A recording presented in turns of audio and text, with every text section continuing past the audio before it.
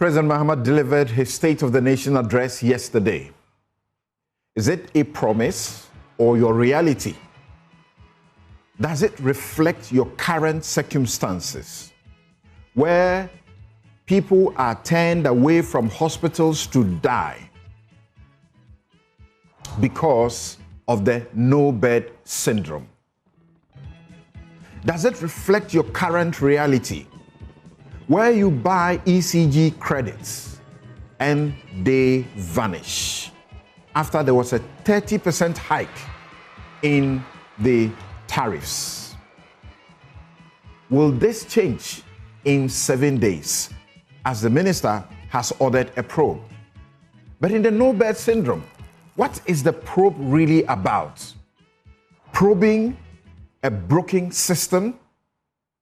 This is a culture, not an individual's conduct.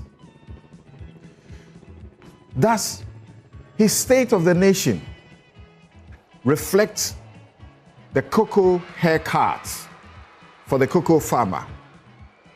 There have been petitions to the OSP and to CHRAJ. The OSP to investigate corrupt conduct or criminal conduct, and CHRAJ to look for conflict of interest, as Vincent Assefuah alleges.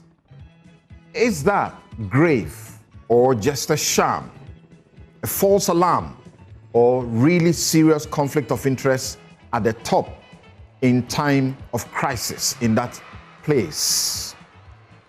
The president assures your security. Is that your current reality, where even women who must bring tomatoes to your home are afraid they can't travel to Burkina Faso, where they get them from? Now, fisher folk are also scared. How about indiscipline at its peak in secondary schools? Of course, we begin with Osahen Afenyo-Markin. He has his own State of the Nation. Aware that when the NDC was in opposition, they promised that upon assumption of office, the minimum price they will pay for cocoa per bag, that is the producer price or the farm gate price, will be 6,000 Ghana cedis. Today, they have rather reduced the price of cocoa per bag, making the poor cocoa farmer worse off. They claim that there were some international market downturns. Therefore, the poor cocoa farmer should suffer for it. But it's the reason why the state has reserves. It's the reason why we have a country called Ghana. That when there is crisis, the state must intervene. What the government has failed to tell us is how much it will cost the country should the cocoa farmer be given support by maintaining the 3,600 per bag of cocoa. They didn't tell us. They rather reduced the price, gave a haircut, and today, Mr. President could not offer any reasonable explanation. Neither could he give a justification for this haircut. We again reiterate our demand on the president and his government. Pay the cocoa farmer. Pay the cocoa farmer what is rightfully his. Right, so he's my guest for the very first hour. He's a minority leader. He's the MP for Efutu, the Honorable MP for Efutu, Osahen Alexander Kwamina Afenyo-Markin. Have you done the calculation about what it is that the president would have used to cushion the cocoa farmers?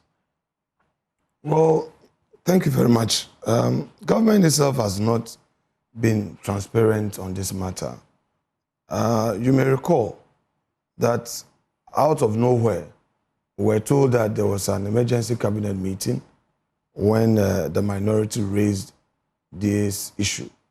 And then again, the finance minister came out with this announcement and reducing the farm gate price by 10 million cedis or 1,000 Ghana cedi. To us, that was most unfair because a very important decision such as reducing the producer price of cocoa that we all know affects the ordinary Ghanaian farmer, there should have been some stakeholder engagement. And you realize that soon thereafter, government tried to do some politics, claiming that it had directed the Attorney General to investigate some wrongdoing. I mean, I thought it was neither here nor there. I mean, it was quite unnecessary. The issue at stake was the cocoa price. And, you know, when we were in opposition, when we were in government, and we're having external pressure on the economy, and we said, look, Russia-Ukraine war was affecting our economy, they never took that for an answer. But today you are blaming it on the international market price. Be that as it may, my point is that government should have come out with the numbers. Okay, between now and the end of the season, this is how much it is going to cost government to intervene. Then we can all sit around the table and discuss. Perhaps your thinking is that at a time when we have better reserves. Of course, I mean, they claim that the reserves are good. That's what they claim. They say that they've made some macroeconomic gains. If that is the case, it's the reason why the state is there to intervene in such situations. And I see that as a major failure on the part of government by seeing this as an austerity measure to take to help the economy. I'm sure it's because the IMF officials were in town, and we know from our sources that they came under heavy IMF influence, and they were like, okay, you cannot. So go ahead and let this... The president says that revising the cocoa producer price was a difficult decision to take, but I had to take them to ensure our collective well-being. He took us to what happened under the previous regime, which plunged us into a deep hole, and said we should learn our lessons. Well, I disagree with him. I disagree with him. He should have come out with the numbers. All right? I disagree with him. Since Gold Coast, we've never had a situation where a cocoa farmer would have to endure such hardship, where out of the blue, your farm gate price is reduced. It has never happened in our history. Again, it's the same government that says that we shouldn't blame international or external situations on how our economy functions. That is what they said in opposition. So they should also move away from that politics of convenience. You know, when you make a point and you justify it and you gain the trust of the people, you can't turn around and now say that, well, we have to tighten our belt and that fasten your seat belt and all. No, I won't accept that. Government should be transparent about the decision. And I think that there was no transparency in that decision. The cocoa farmer must not suffer for it. Your sympathy... This thing cannot be negotiated. Right. Your sympathy for the farmers and your opposition has been sustained for a period now. Now that you are hearing that even Ivory Coast has done the same and made its farmers worse, because Ghanaian cocoa farmers are even going to get what they are getting is about a double what the Ivory Coast cocoa farmer is going to get. Will your position change? It won't. I'm not interested in Ivory Coast. This is not Ivory Coast. This is Ghana. So don't give me that room to compare. I'm dealing with an absolute situation. The Ghanaian farmer, the Ghanaian cocoa farmer, pay him what is due him. I'm not interested in Côte d'Ivoire. They have their own economic situation. And by the way, Côte d'Ivoire, they have a different system regulating their cocoa sector. That's right. So the situation cannot be the same. What it is that government must pay the cocoa farmers. The president said that work is well advanced on the on a legislation over this cocoa pricing situation. You think it's the best approach to take? We were promised 3 weeks ago that there will be a legislation that will champion reforms in the cocoa sector. We welcome it. Let us see the document. Let us discuss it. But in the meantime, pay the Ghanaian cocoa farmer. But in principle, you cannot reduce the farm gate price when you've already committed to it and the farmer has gone to take a loan from the cocoa CHRAJ. The farmers' children are in school. They need money to pay hostel fees. They need money to pay school fees. They've taken money to, plow their farms. And out of nowhere, you say that you are reducing. So now I seem to appreciate why you term this as illegal, because you just canvass the basis why you say this reduction is illegal. But in principle, do you support a legislation that brings a sort of a deregulation of the sector? If that is a new thinking of government, it should be brought on board for us to discuss. I'm sure years back, we did that for the petroleum sector. That's right. Where we now, over time, legislated and said that, look, the market should regulate the petroleum sector so That's that right. it's not the case that every now and then government would have to intervene. But even so, cocoa is a different scenario. You cannot strictly say that you would want the market to determine farm gate price. There must be some form of state intervention. You have to balance it. So I am waiting to see the bill. We have our economic committee, finance committee. We have our experts in the caucus. We will look at it. We have our external consultants, other stakeholders, on our side. We will look at it and present a view. But I would want to say that government should not attempt to wholly take away its intervention in the cocoa subsector. The 2026 budget didn't impress you. Yesterday's SONA also did not impress you at all. In fact, you asked the question if yebedi macroeconomics. Yeah, I mean, I don't know yebedi ana. Yeah, maybe say because mental say they be about macroeconomics, the numbers. You see, I'm not an economist, but this is what I understand in practical terms. If you say inflation has come down, as an ordinary entrepreneur, ordinary businessman, the CHRAJ driver, the taxi driver, the Uber driver, should see the effect of that in his life. So when you talk about inflation, I see it as more of an IMF-driven policy of make sure you get the macroeconomic indicators stable, and then you do that for the IMF, and then you come and tell me that I should applaud you. I cannot, because in my daily life, I don't see the impact. I can only talk about your success story, appreciate it, if I see its impact. Our food prices going down when we go to the market. Electricity. Look, government has increased it by 30%. That is the paper hike. But in reality, you talk to the people. My own home in Winneba, you get the electricity, the prepaid, and then it takes you for a period.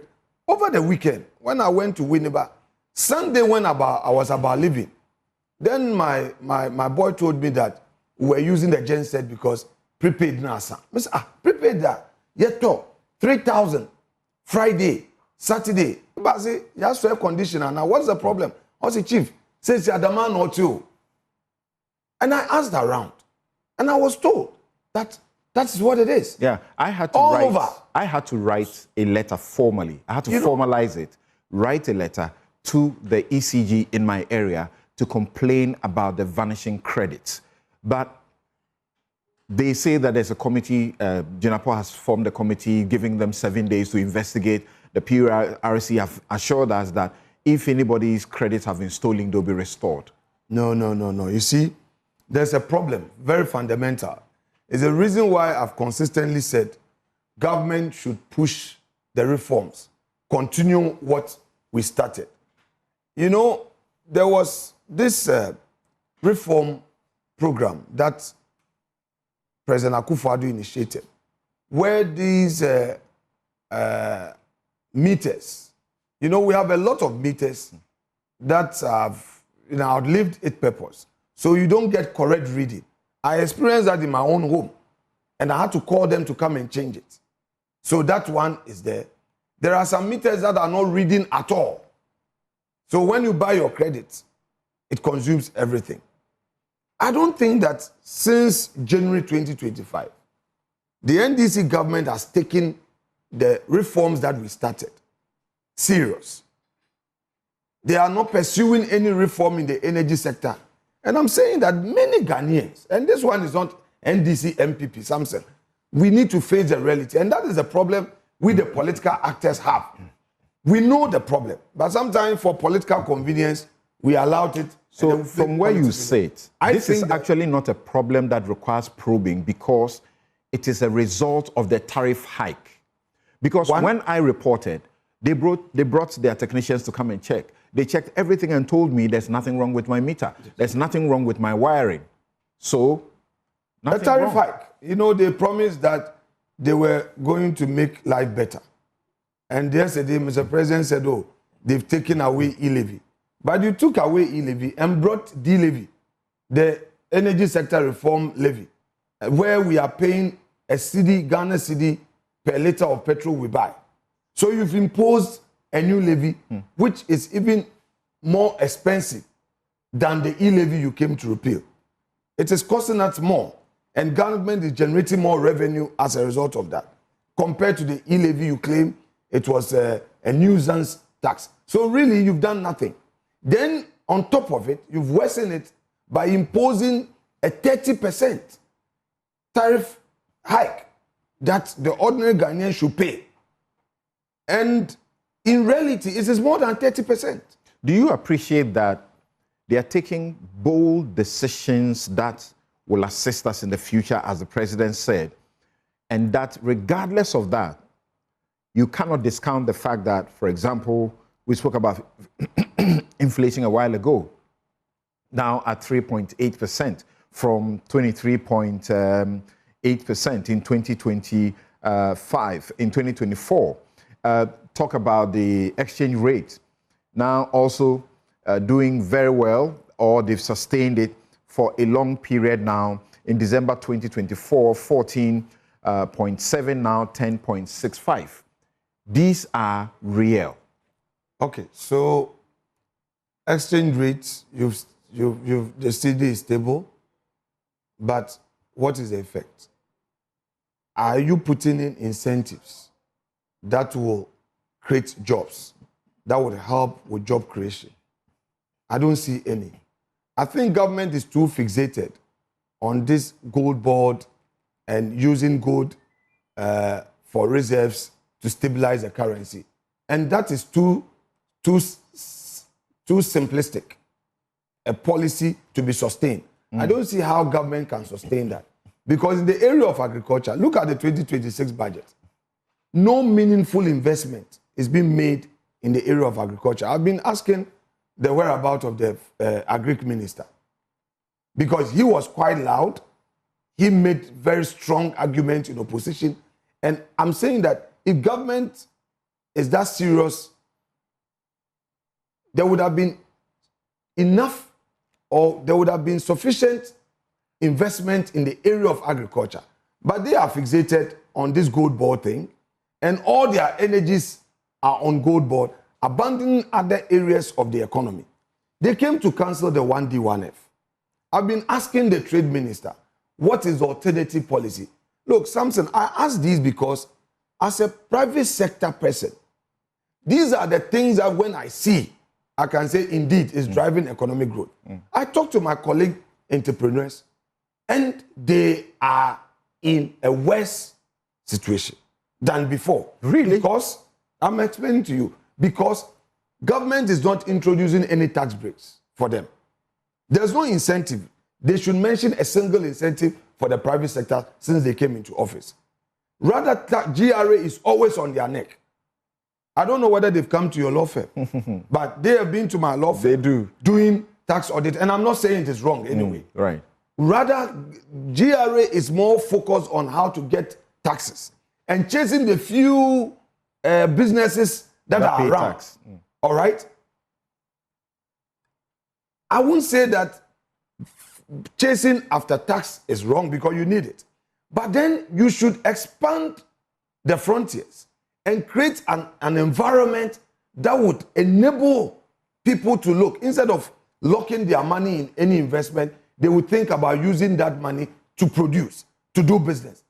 How many businessmen, how many businesses have registered to invest in Ghana since 2020? It is in this same situation you are complaining about that we have 1 million people who have got jobs. 1 million people.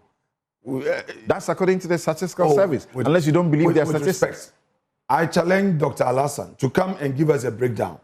They should stop this. They've given a breakdown in the agri sector and various other sectors, industry, and so on. Yes, they have. Please. I want a debate with Dr. Alassane. Over 13,000 nurses have been employed. You are complaining about employment. Oh, but we have many more nurses who are complaining that they've not been employed. Check the numbers. There are many more who completed as far back as 2023. Teachers who have graduated, waiting for posting, that they've not posted them. So why come and applaud yourself? Well, those who were recruited within 2024, 2025, there were people who were recruited. They've done a whole year. They've not been paid. There were people who were recruited, okay, whose appointment were terminated. This government came into office. There was a government directive for Ghanaian youth who were in the employ of state-owned institutions that sacked them. They introduced the sack them. We've been complaining about that for a long time. Yes. In a sustained fashion. But the other counter-argument has been that... So how can you say you've created a... Counter-argument has been that just when you are exiting, you decided to, overburden the exchequer. Be that as it may, job was created, correct? So don't mind the procedure. Was it prudent to create that job opportunity? Yes. Procedurally, if there was anything wrong with it, rectify and ratify. That's why we have something called ratification.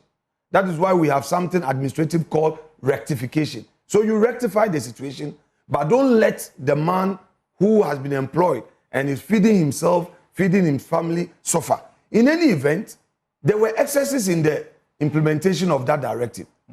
I'm sure the letter from the Chief of Staff was specific that those who were employed post-election.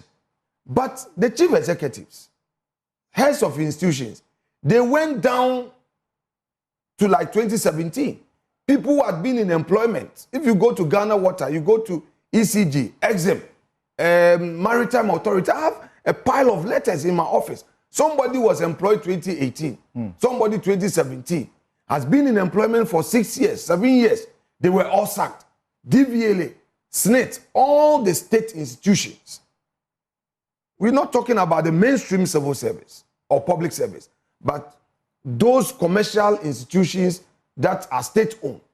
They just went berserk, sacked all of them, and they are staying in the area of agriculture. How do you then say that you have created jobs? In the area of agriculture, 720,000 birds in the Konketinketi project have been distributed to 13,000 farmers. I'm sure Mr. President said that in jest. In jest? Yeah, I'm sure. That means each farmer got 55 birds. I'm sure Mr. President... If they are giving equally, each farmer got 55 birds. I don't know who put that in the speech, but, these are pardonable offenses. You think it's an error, it's a slip? Indeed. Okay. Indeed, and out of deference to Mr. President, I won't stretch this. Because we are dealing with serious economic policy decisions, okay? Where you're saying that, look, in the agro sector, you want to get into poultry, help the ordinary poultry farmer, so deal with it at that micro level in your various homes to create some informal, opportunity for you. And you've not rolled it out, and you say, oh, there was some experiment of a sort. You see, Samson, truth be told, I think that this government has taken its goodwill for granted. They had a huge goodwill. They still do. Well, I won't go into that debate. But I'm saying that even if they still do, it is depleted. They are taking it for granted, and there is no serious action. Slogan, slogan, slogan. Each time the government finds itself in a tight corner, it will go and arrest one MPP member and say some corruption. You say slogan. They are telling you that they are laying the steps. Women's Bank, you have complained about it. 24-hour, they've done 24-hour economy. They've now done the legislation. Don't need a bureaucracy. You don't need a bureaucracy for 24-hour economy. Bro, you don't need a bureaucracy. Just come out with the incentives. My understanding of that 24-hour economy as an entrepreneur simply is that creating an incentive to propel economic growth. Simple. Right. So what are the incentives? What must you do? One, energy, electricity. If you want to seriously encourage private sector growth, cost of energy is critical. Look, I have a friend. He's not permitted me to say it all, but I'll just give you a bit of it. I have a friend. He set up a factory. The factory is not operational because of cost of energy. The transformer that he's supposed to get from ECG cannot provide it. 2, he's trying to get direct power from Greco. That one too has become a matter. The cost, now he regrets. He's invested huge sums of money in this factory. He's done for over 6 months. He cannot operate because of the cost of energy. Meanwhile, if the man had started his business, I'm sure in the minimum, he would have created some 100 jobs. Is that okay? But we're told that this 24-hour economy, the capital investment by way of equipment and so on, when they are being brought in, just like was done in 1D, 1F, they'll get tax-free, tax exemptions. Tax. I'm saying that you don't need an authority. You don't need to create another bureaucracy. That is my point. 2, on the issue of taxation. Look, as an entrepreneur, all I need is to get that tax break, that space, so that I can reinvest my profit in the business. I can expand.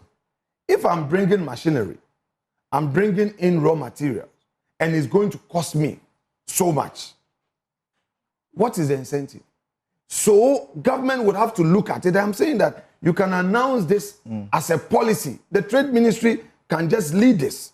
You don't need to now say you are creating an authority, a legislation, and then you're now going to drive that. You don't need it. You don't. When the 1D, 1F initiative, was implemented, we didn't need another separate entity to implement it. But there was someone appointed to have special oversight over it. Under the minister's supervision, oversight. So they should go ahead and implement. The talking is too much. The talking is too much. The PR, they are getting fixated on government PR. Sometimes you pay too much attention to PR. Ministers are interested in social media talk than action. Look, the young men and women who followed them and were singing, they are tired of singing. They want jobs. That is a reality. You can't continue to talk. Then every day, MPPO, that one will not help. Comparatively, when do you recall that a new government comes in and within a year, 1 million jobs have been, people have gotten employment, 1 million people, that's many? Samson, first of all, I don't believe in this 1 million job, I don't want to say it's a scam, but I don't believe in it. I don't believe it is true. 1 million jobs in the informal sector or the formal sector. What are the breakdowns? Temporary jobs that 1 million people got, some 6-month jobs, some well-to-warasa jobs, or some construction, you know. Now, if government is saying that we've had 1 million jobs created, then let's just look at the opportunities in their budget. Are there major construction works ongoing? Their big push. Is there any implementation? At the district assemblies, what are the jobs that are being created? But you heard the president yesterday, big push. Job construction. There's a lot of work that is going on. What I'm saying, oh, they should tell us. You know, it shouldn't be that opposition, so we are just criticizing. They should sit with us, tell us, give us the breakdown. There is nothing. A while ago, you spoke about trying to shift attention. So we talk about cocoa issues, the genuine issues, and then they say, let's go look for who must have done some wrong somewhere. We have heard you, again, be very consistent on the question of arrest and prosecutions of persons suspected of some corruption and so on. Are you suggesting that if people have done wrong, they should not be, you know, as it were, asked to account? Samson, no. You get into public service, you should be mindful that one day you would have to account for your stewardship. And I don't disagree with that constitutional imperative. Accountability. It's there in our constitution. Probity, accountability. So you come into public service, that should be expected. But the way and manner it is done is what we are questioning. You see, government came into office, the first thing it did was to enter nolle prosequa. Nolle prosequa on matters that were already in court. If this government wanted it to be taken serious, that look, there is a whole research agenda, it should have allowed the court system to deal with the matter.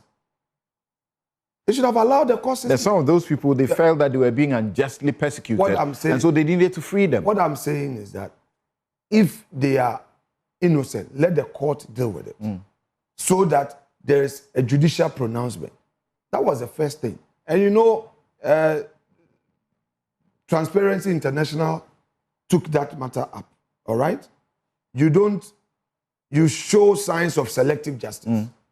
Now, on MPP, look, it is to be expected. You leave office, a new government comes in, they want to probe. But my point is that be seen to be doing it fairly. Look at Iyoko. You invite the person comes.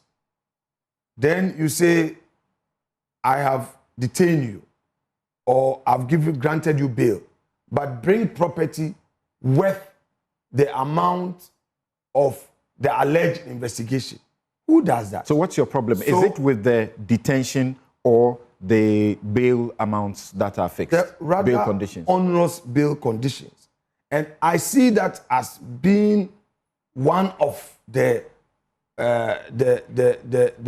ways to frustrate, to punish, and to create a certain impression on the minds of the public that you're already guilty. But they reserve the right to say that we are not even granting you bail for the time that the law allows us to hold you. Justify. But ordinarily, if I come to you, you invite me, and I come, I expect that I am treated fairly. As a lawyer, you know that, and you have been used to this. Yes. I know that you have done a lot of work at Iyoko and even done cases that have sought to transform the way they conduct themselves.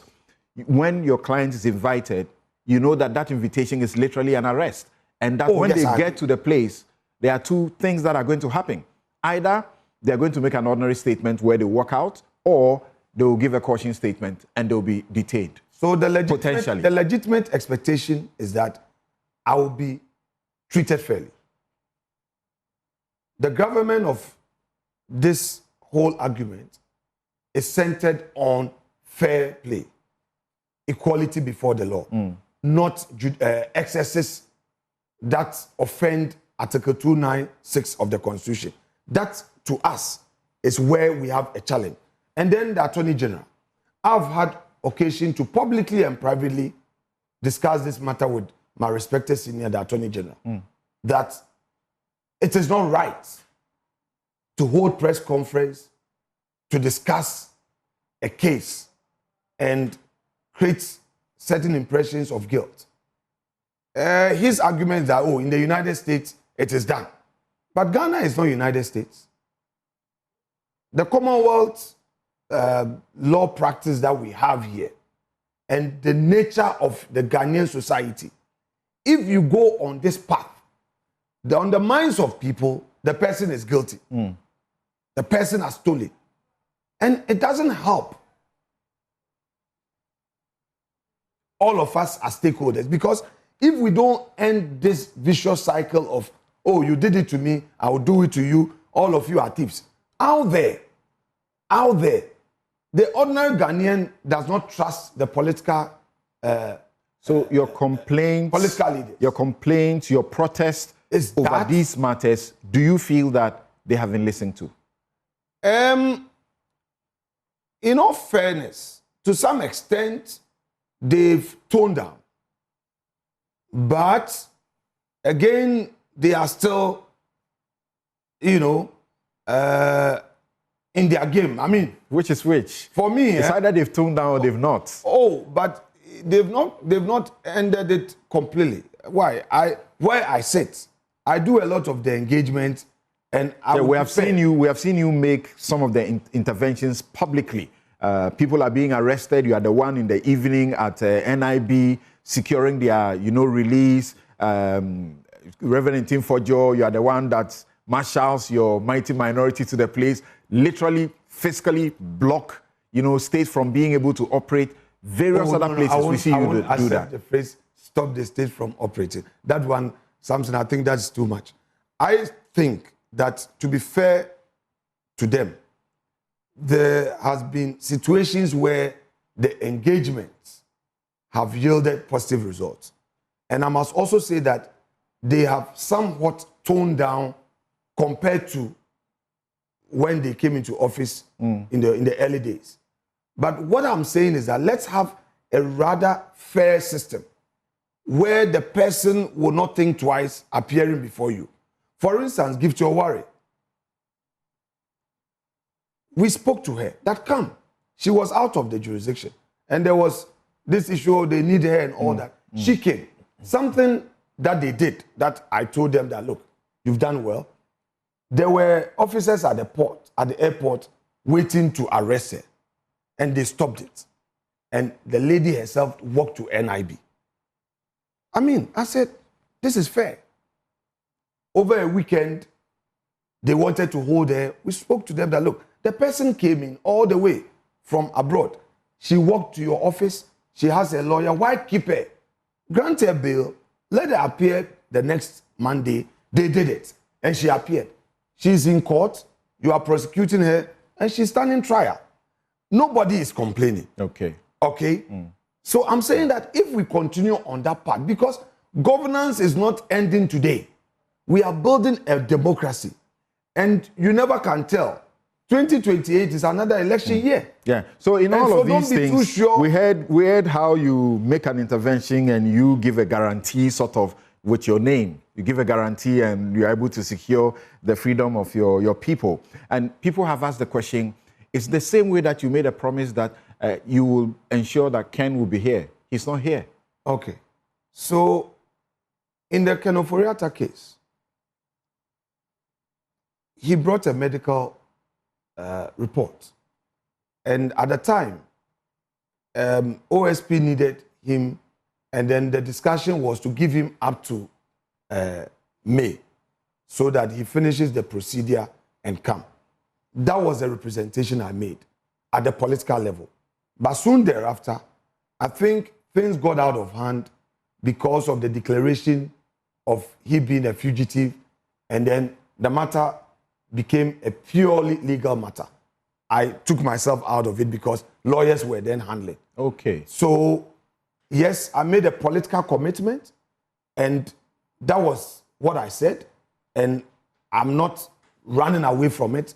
It was a fact. As a leader of the party, his doctor spoke to me, brought me the evidence, and I approached the authorities that, look, This is the man's situation. He wants up to this period. Once the lawyers took over, it ends there. So you're saying that circumstances, happened that discharged you of your obligation? Indeed. I mean, simply that. So what do you think about the circumstance now? He's not here, and people have said this is hurting your party. You see, I think we have not been very fair in dealing with Ken Ofori-Atta as politicians, as people. We want the rule of law. We want fair hearing and all. But we are quick to pronounce people guilty. Yesterday, I was a bit upset in Parliament. I was upset because our colleagues on the other side brought Ken Ofori-Atta's picture. As a leader of the minority in Parliament, I've been so measured. There are times that I get it wrong. I'm not a perfect guy. But I've been very measured when it comes to managing issues that affect individuals. Because I know that the way public service is, there are things that a minister may not know. And he is ultimately responsible. But to come to Parliament, show the picture, Ken also has a family. His brother is a parliamentarian. Yesterday, I felt the pain of his brother. When I was sitting there, his brother Duke texted me, "Leader, why are they doing this to my brother?" And I became emotional. His brother texted me, "Duke Ofori-Atta." Ghanaians say they should just tell him to come. That's all. Hold on. Let's deal with issues step by step. I am not standing in the way of anybody asking for accountability. All right. I don't want anybody to get me wrong.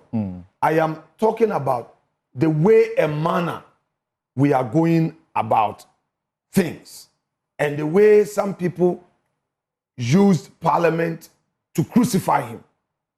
All right? And it's a reason why I reacted in a certain manner, because I felt the pain that, you guys, that's what you are up to? Because, you see, in opposition, a lot of things get to your table. You get to know a lot of things. All right? Yeah. There are a lot of things we know, but we are measured. We are measured. They say an easy lies the head that wears the crown. Exactly. There's a lot of attention to you. Everybody wants to bring their problem through you to resolve. We are measured. This recruitment exercise and a lot. Look, for national security reasons, there are a lot of things I wouldn't want to say and would want to just engage even our colleague. But you hinted in Parliament that something wrong is going on, something corrupt is going on. What I'm saying is... What is that about? No, we would engage the minister privately. These are... But you said it publicly. Yes, but I've hinted. And I'm saying that because of what they did, that you want to pronounce people guilty before trial. So I was just signaling them that be fair. He who comes to equity must come with clean hands, must do equity. Yes, so why is it that you say this is unfair to prejudice people and so on, and you are doing it? Oh no, don't get me wrong. I hinted of a wrongdoing. And of course, at the appropriate time. That is why I didn't mention a name. What's the nature of this wrongdoing? Oh, please. Bojidi.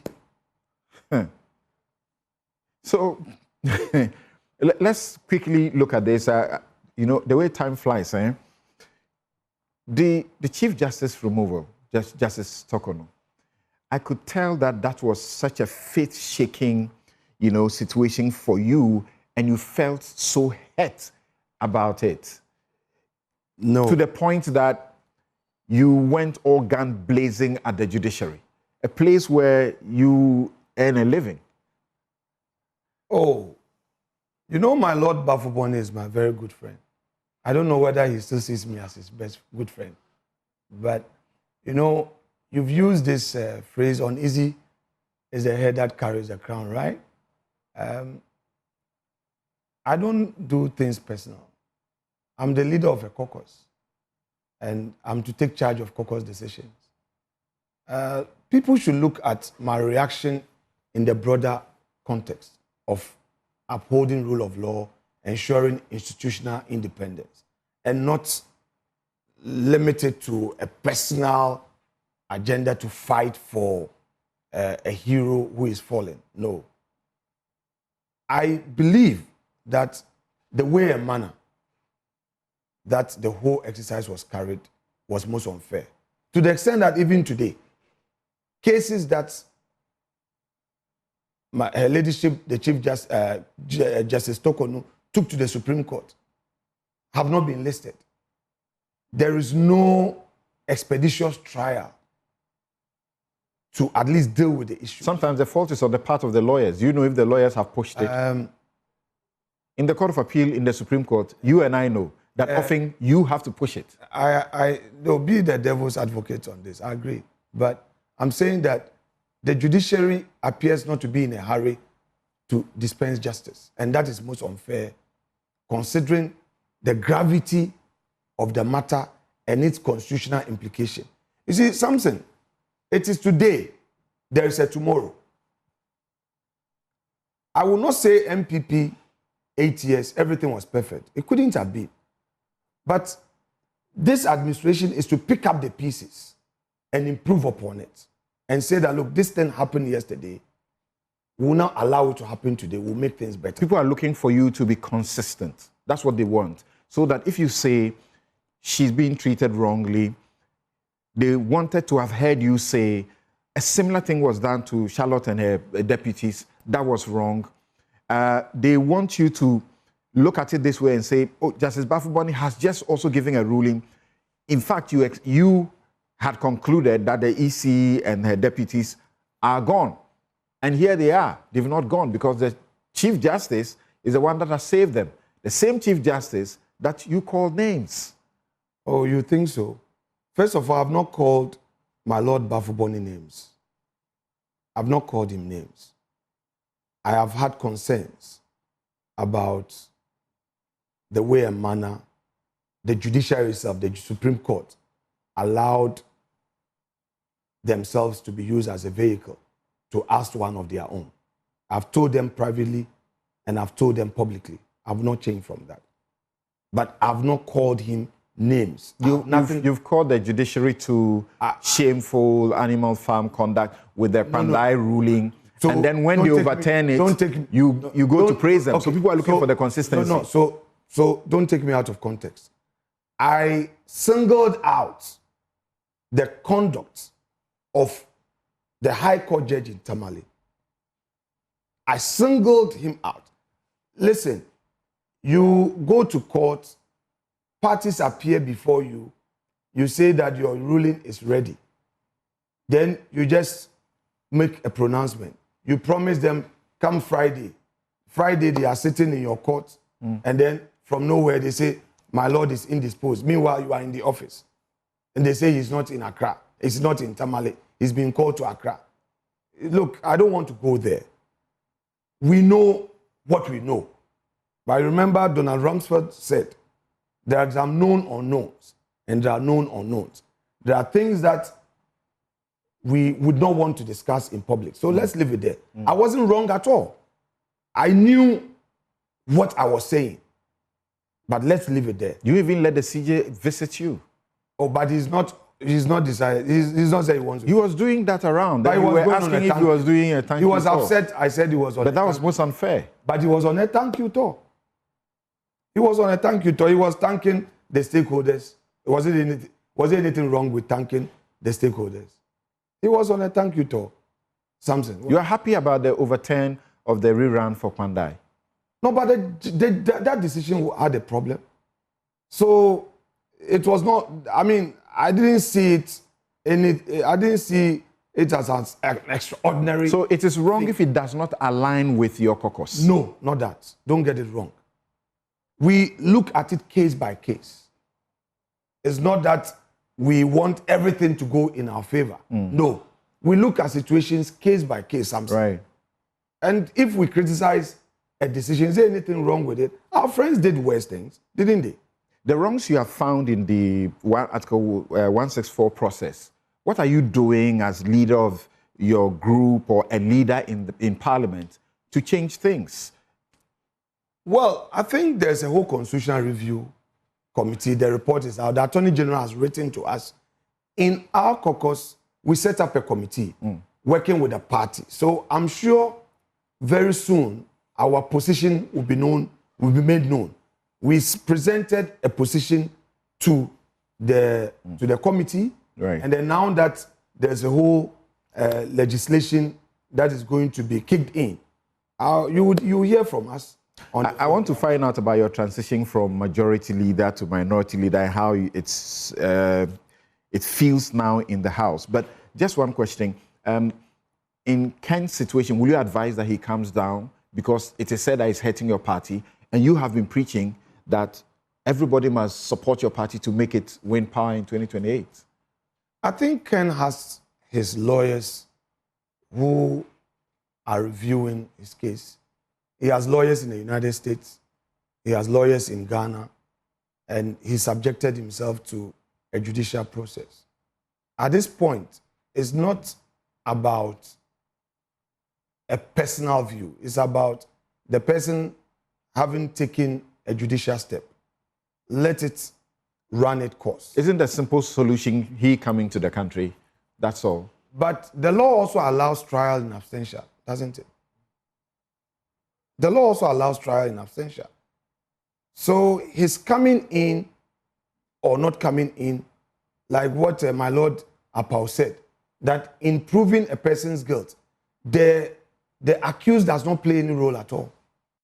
You don't need him to play any role. So that we set up a situation where if somebody does wrong, we can let them go wherever they want to go and then we try them in absentia. No, Samson, at this point, we are talking as lawyers.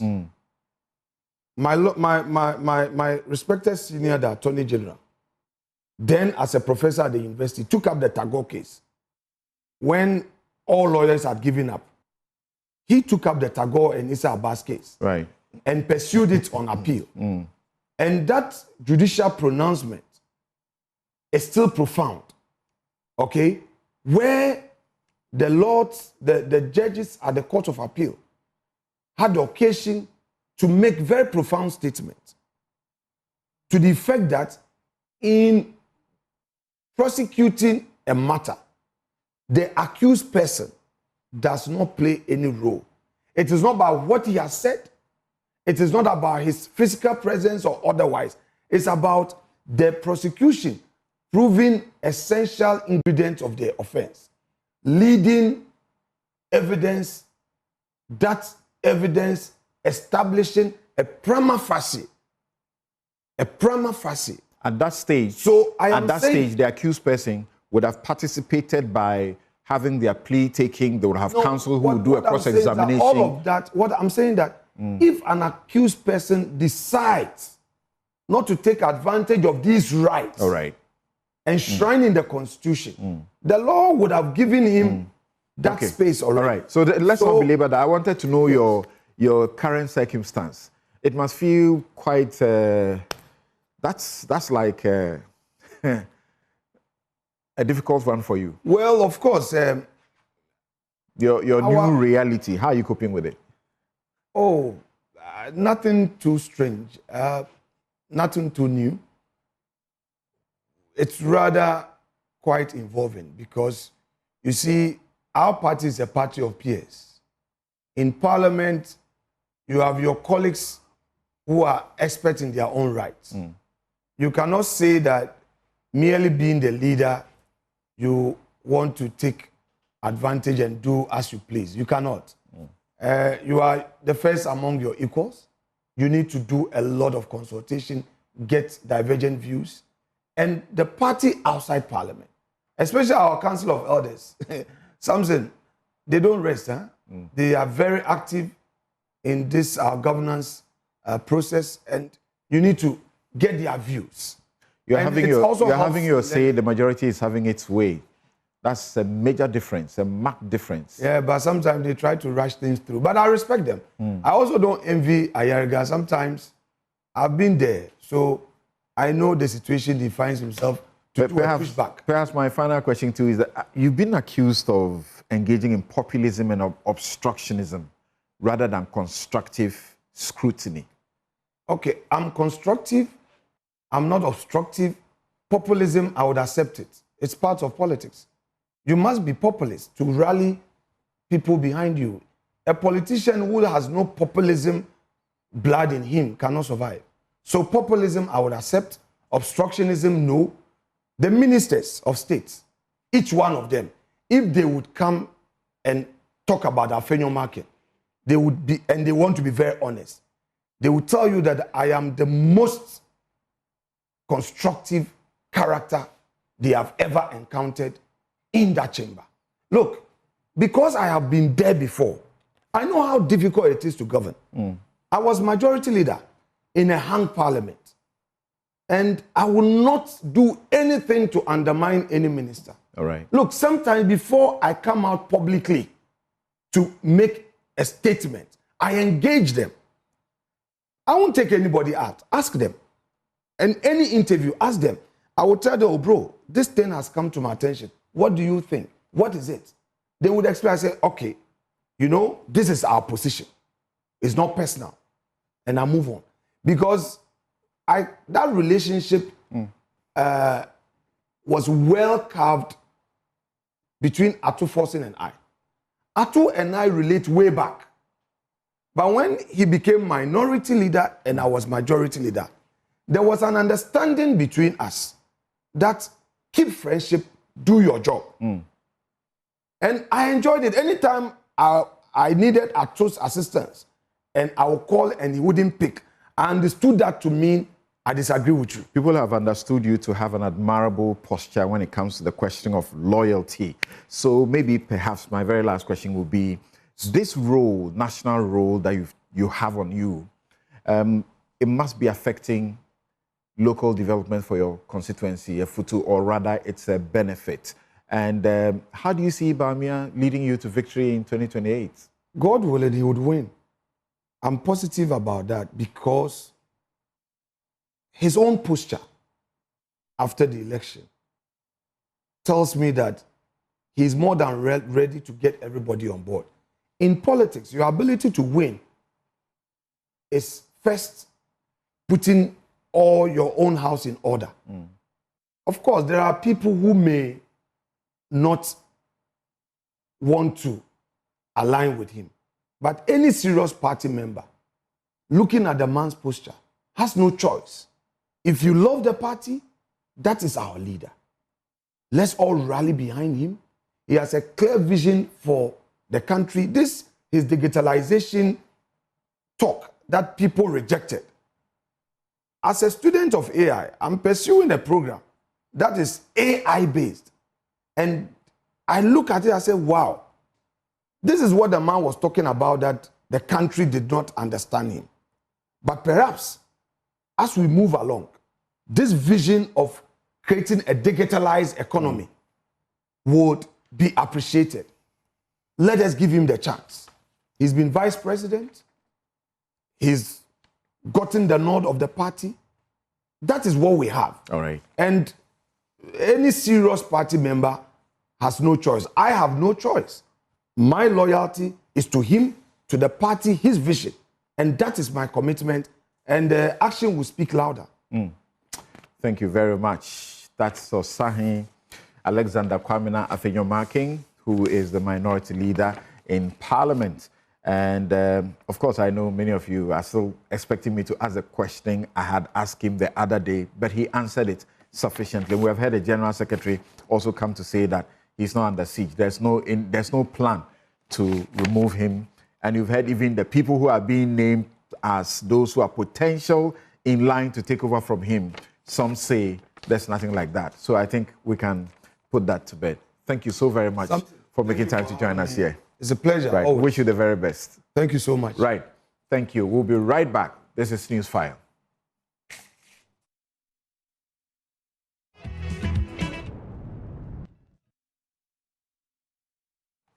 Welcome back. This is Newsfile. It's your most authoritative news analysis platform. And here on Newsfile, we put Ghana first. We just had the first hour exclusive with the leader of the troop, Osahen Afenyo-Markin, minority leader and the honorable member of parliament for Efutu.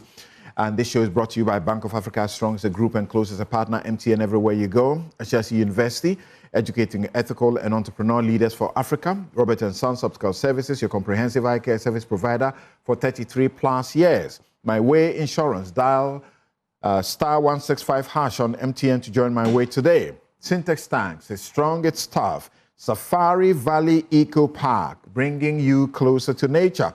Goldbod jewelry, pure, precious, proudly Ghanaian. Koa natural juice, 100% cocoa fruit. And Malcolm, your #1 shopping destination. Waylead, your trusted home builder. And Bethel Dental, the smile starts here. And I'm going to introduce my guest to you shortly, but instead of starting my take at the start of the show, this is where I bring Samson's take to you. It's really very brief, and I'm talking about what people feel is a sham of an alchemy, a sham of a nano clean for rivers. And I title my take, The Birim River Alchemy, The Cost of a Mirage. So, when someone tells you that they can purify a flowing river with $35 million, tell them I say they can't. Yes, tell them I say they can't.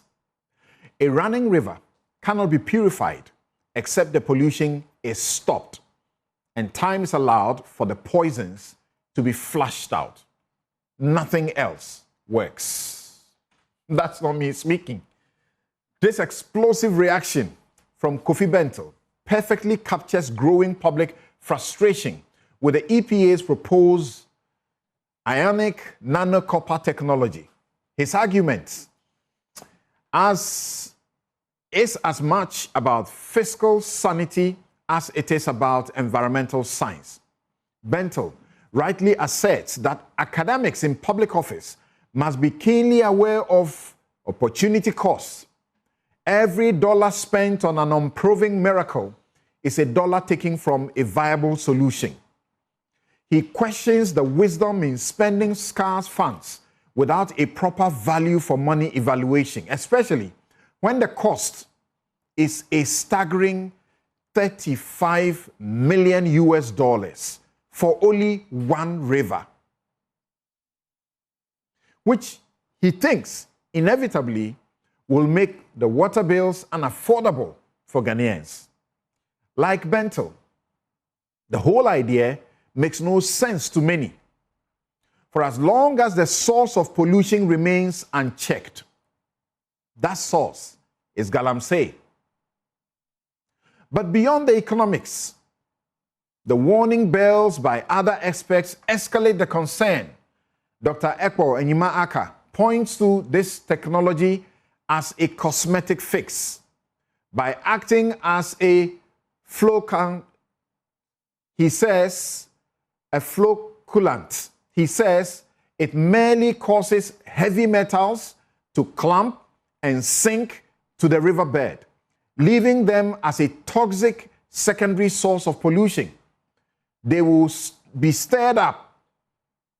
They will be ingested by aquatic life. That's another danger. We cannot ignore the alarm raised by Professor Paul Poku-Sampene Osei, who warns that the accumulation of copper can lead to oxidative stress and DNA damage. The caution here is simple. Science must serve the people, not bankrupt them or put their health at further risk. We do not take pleasure in confronting our experts in public office, but a lab theory is rushed into the field without accounting for long-term toxicity or the sheer impossibility of the cleaning a river while Galamsey still pours silt into it is questionable. In the circumstances, we must pause and let common sense in. Ultimately, the mirage of a clean river or a clear river is what is at stake. To prioritize a visual clear over a biological clean is a dangerous gamble until we have the political will to stop the poison at the source, that is Galamsey. I dare say any multi-million-dollar chemical intervention is sheer waste. It is merely an expensive way to mask a national tragedy. But again, this is exactly how the crime of causing financial loss to the state smells, looks. And that will be my take. I'll be right back to engage my guests who are getting seated in the studio for the President's State of the Nation address, looking at it against your reality today. We'll be right back. You're welcome back. This is Newsfile. It's your most authoritative news analysis platform. And here on Newsfile, we put Ghana first. And my guest for this segment, second segment, call it the main discussion, have joined me, Godwin Sedzudzi Tamakloe. He is a lawyer and acting chief executive officer of the National Petroleum Authority. Are you still acting? Well, I've gone past. Yes, you are not. Thank you very much for making time to join us. Thank you. And happy belated birthday. Thank you. Your birthday was all over. You are a big man. Oh. I beg you. Hey. I'm a full soldier. When was the birthday? The whole of social media, he took over. Okay. The whole country known as social media. The whole continent. Thank you. All right. We wish you the very best. Thank you. One of the youngest appointees that the president has brought into office, like including the Samijan fees, who are showing that young people can do the job if they are given the job. Next to him is Victoria Bright, international corporate lawyer and entrepreneur. Fred Janku is development economist and associate professor at ISE, University of Ghana. He joins us via Zoom. Professor Bafwa Jumendria is here. He's former UN senior governance advisor, committed to the advocacy that is needed to put this country where it belongs. Dennis Miracles Aboagye is Director of Communications, Baumia Campaign.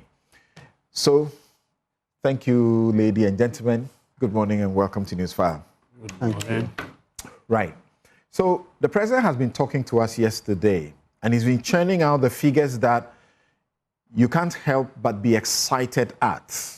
But the question we ask is that people's real, true reality?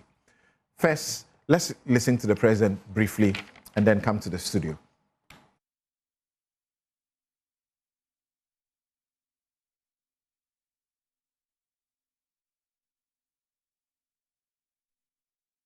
To address the high cost of power, the government... President Mahama says the new approach will save the nation approximately 250 million cedis, with about 1.1 billion in legacy debt restructured for payment between 2026 and 2028. To address the high cost of power, the government has successfully renegotiated existing power purchase agreements.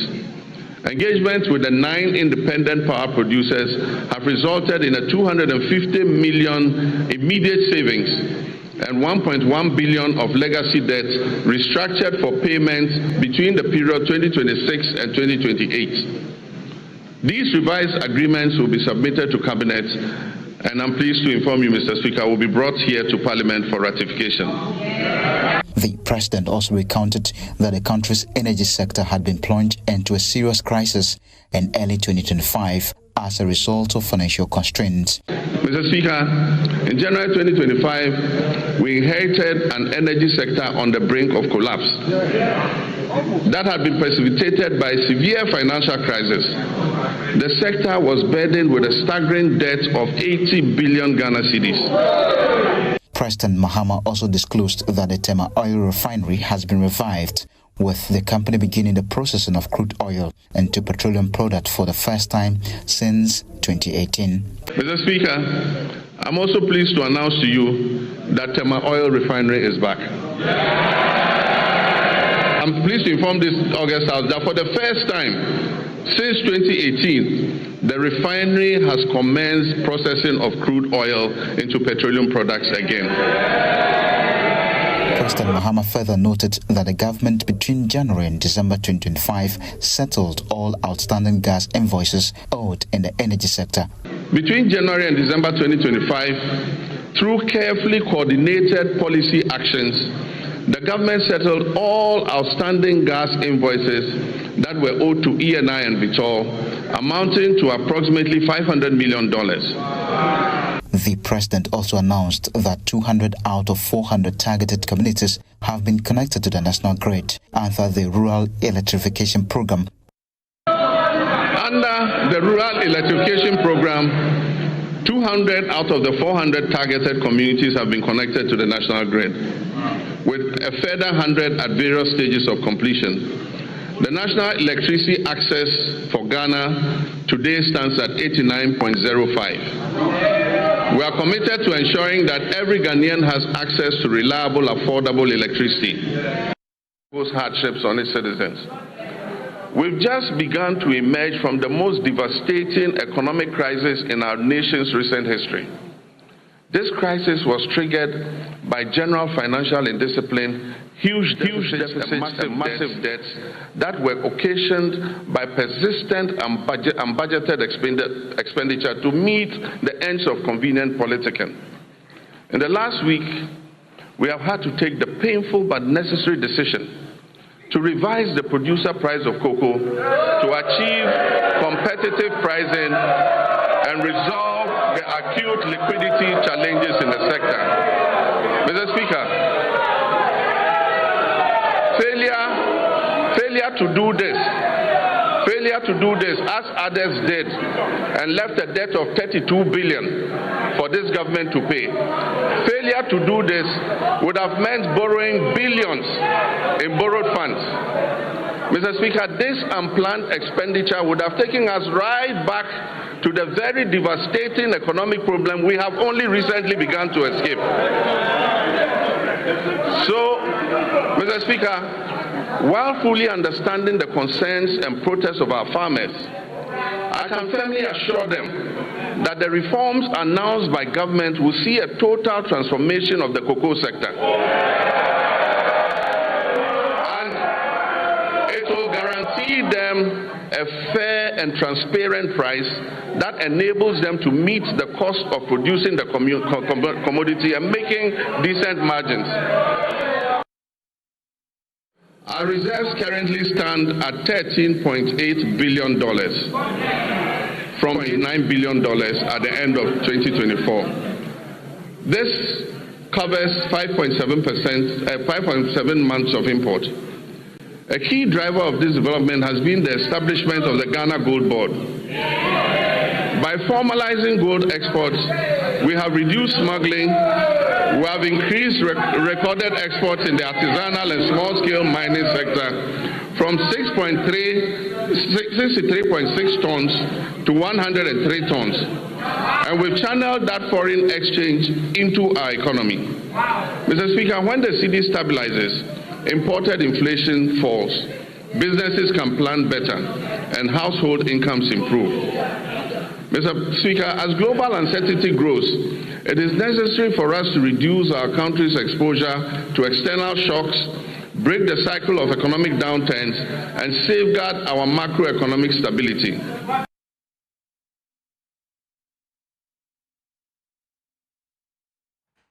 Right, so that's the president giving us all the figures that make you smile, particularly knowing where we are coming from as a country just not too long ago. Well, the minority would rather that we focus on cocoa. Let's begin with Sedzudzi Tamakloe. So, yes, and we're trying to reflect, you know, the big picture. Like Afenyo-Markin said, now macroeconomics nebedi. Now inflation nebedi. Yesterday he said macroeconomics nebedi. So we want to reflect all of these on people's reality. Over 13,300 nurses and midwives have been employed, and yet there's a no-bed syndrome going on. He talks about what is going to happen, smart meters, about how many of them are being brought, and yet the power situation is very terrible, and I have suffered it personally, so I know what I'm talking about. The credits just vanishing. The cocoa haircuts. Now there are petitions to OSP and also to CHRAJ, among others, and we see the indiscipline in our schools, and we are looking also at the safety, issue of safety. Our tomato, sellers only last week got into trouble, and now our fisher folk are also in trouble. So reflect these bigger picture to this. Thank you. I think, so once again, good morning to you. Good morning to Prof. And good morning to my learned senior, Vicky Bright. That said, I think it's worthy that I say good morning to our cherished viewers who have been very loyal to this platform. That said, I think it's important that we frame the conversation well. It's a proper framing of the conversation that will give an understanding what the state of the nation today is. First of all, President John Mahama took over an economy that was globally acclaimed to be in a junk status, because for the benefit of our international relations, there are global rating agencies that properly frame how you're doing in terms of your international image. And at a point in the history of this country, we were ranked junked baller. It's also important to make the point that President Nana Addo Dankwa Akufo-Addo took this country at a point where our public debt was 122 billion Ghana cedis. And by the time he was leaving office, our public debt rose to 726.5 billion Ghana cedis. That's about 500 billion Ghana cedis added in the space of 8 years.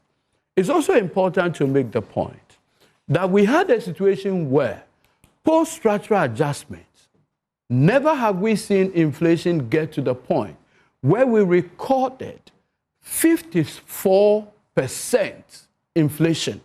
And at that time, there were only 2 countries south of the Sahara that were doing better than South Sudan and Zimbabwe. It's also important to make the point that at a point, Ghana's you had a situation where the exchange rate, and we all do agree that we are a net, importer. We are not a net exporter when you put everything together. So you had a situation where the Ghana cedi at a point traded 17 Ghana cedi to $1.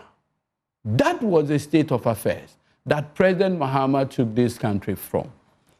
Now, by reason of assembling a certain level of competent managers of the Ghanaian economy, it's instructive to note that today the record is simple. As at December, the Ghana cedi traded 10.5 Ghana cedi for $1, unprecedented. Today, as we speak, inflation, which used to be somewhere 54%, had come down to 3.6%. Now, when we say inflation is at 3.6%, it does not mean disinflation. By disinflation, we mean prices falling. What it simply means is that even if prices are rising, the rate of increase is 3.6%, so that we don't confuse the two. Today, as we speak, through prudent management of the economy, the public debt today had come to a point of stability because there's a foreign component of the public debt. So once your exchange rate is managed properly, we have made a savings of 82.1 billion Ghana cedis, Samson. That 82.1 billion Ghana cedis ordinarily would have been interest payment to some people. That today is saving simply by reason of the exchange rate being stable. That amount can do free SHS. That amount can get us more beds in our hospitals. That amount can get us more roads being fixed. That amount can get us more water. It's instructive to note. There's something that I need to point out here. You do know that in 6 years, we went for, $11 billion in Eurobonds in 6 years. If you add the Franklin Templeton 2.25 billion to it, what it means is that in 6 years, we did $13 billion in Eurobond. Now, that $13 billion in Eurobond, do you know how much interest we paid on it? On the Franklin Templeton bond alone, we did almost 2.7 billion Ghana cedis in interest payment alone. And let me say, this is supposed to be your preliminary, overview. I'm just setting because the I'll trap. come back to you on the specifics. So the point I am making is that if you look at the numbers, just one bond, we are doing 2.7 billion in interest payment. Imagine for us what you can do with 2.7 billion Ghana cedis in interest payment alone. Now, to the glory of God, in 1 year, we've not gone for $1 bond.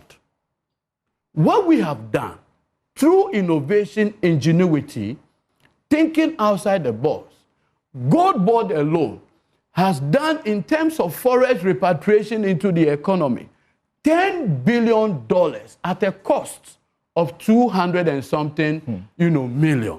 So if you do the numbers, you can see that the competent managers of the economy today has positioned this country on the path of growth, on the path of confidence. Bank of Ghana and with the Finance Ministry recently issued out some treasury bills. And let me say, treasury bills today had come to record low level. Almost 6.1. Yeah, we are not exactly happy. Level. I know you will not be at all. You know, usually for lawyers, it's treasury bill that is their snits. The treasury bill is usually their snits. We are not happy at all. They are not happy, but it's good. It's healthy for the economy. It will not crowd out public investment, or, because once the banks know that this is it, they can give it to businesses. They wouldn't be crowding out, and which is good for the economy. Senior, do you know, as we speak, the Ghanaian economy, in terms of the size, in terms of growth, the GDP, by the time President Mahama took over in 2024, was $83 billion. Today, as we speak, we are doing $113 billion in the space of 1 year. Some have described this as a miracle. But I think it's thoughtful and intentional, deliberate policy by government to reposition the Ghanaian economy well. And I want to, just by way of prelim, if you go on YouTube, and everyone watching me, there's a known Ghanaian, I'm sure an American as well, who is a comedian, and his name is Michael Blankson. Yeah. When you go to YouTube, the state of the economy and the states, in terms of our international imagery, on YouTube, if you follow him, is that on YouTube he has it, Ghana stole my $1.2 million. I remember that. Yes, I remember. That is the image, to the point that at a point, this country had obtained a dubious distinction to international investors. The same person today referenced and said, thanks to President Mahama, my savings in Ghanaian sovereign bonds, I'm getting my returns. At conferences, including in Kenya, we heard how they said that Ghana is an example of how not to manage an economy. Absolutely. Now, so I want to make the point that President Mahama yesterday, consistent with the strictures of Article 67 of the 1992 Constitution, did not say that he's done with his 4-year mandate. What he has said is that within a year, having been given the mandate consistent with the social contract with the people of this country, this is what I've been able to do. Okay. Is there any room for improvement? The president concedes that there is more room for improvement. Right. However, he encourages all of us to put our hands on the wheel so that together we can drive this country to the path of prosperity for all. Let me take Vicky's preliminary comments, and then Fred will follow, and then we have Prof also share his views with us. Of course, there are people who have been talking about various sectors of the economy where they feel cushioned. Food prices, people make confessions about food prices. If nothing at all, there's been a certain stability. People talk about going to the pumps today, and of course, those of us who drive long distances to places and use cars that, consume a lot, it's easy to be able to share in that kind of joy. But the question is, stability, how this can remain, if at all. Okay, so let me go to Fred, because they are the ones who have been, crunching the numbers and without political thinking cap around them. Yes, Fred. Yeah, Samson, thank you for having me. Yeah, the president painted such a good picture for us. It looks like we are on our way to heaven, but that's not the reality. Thank you, Samson. And apologies, I couldn't join in the studio because I'm not in the country. Well, as an academic, I'm going to approach this, as you rightly said, from a non-partisan lens. So a SONA, a State of a Nation address, is normally a statement of ambition. And as I looked at the summaries that were provided, you see a lot of ambition and also a statement of fact, what the numbers show regarding the macroeconomy.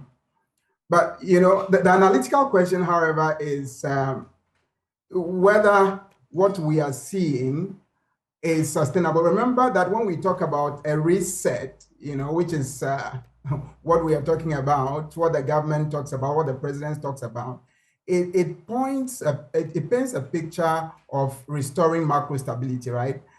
Stability in inflation, which we are seeing, sustainable public financing, exchange rate predictability. And here the issue is predictability. And I've done some work that has shown that even though we've achieved, the city has appreciated, stability is still an issue if you look at it over the period.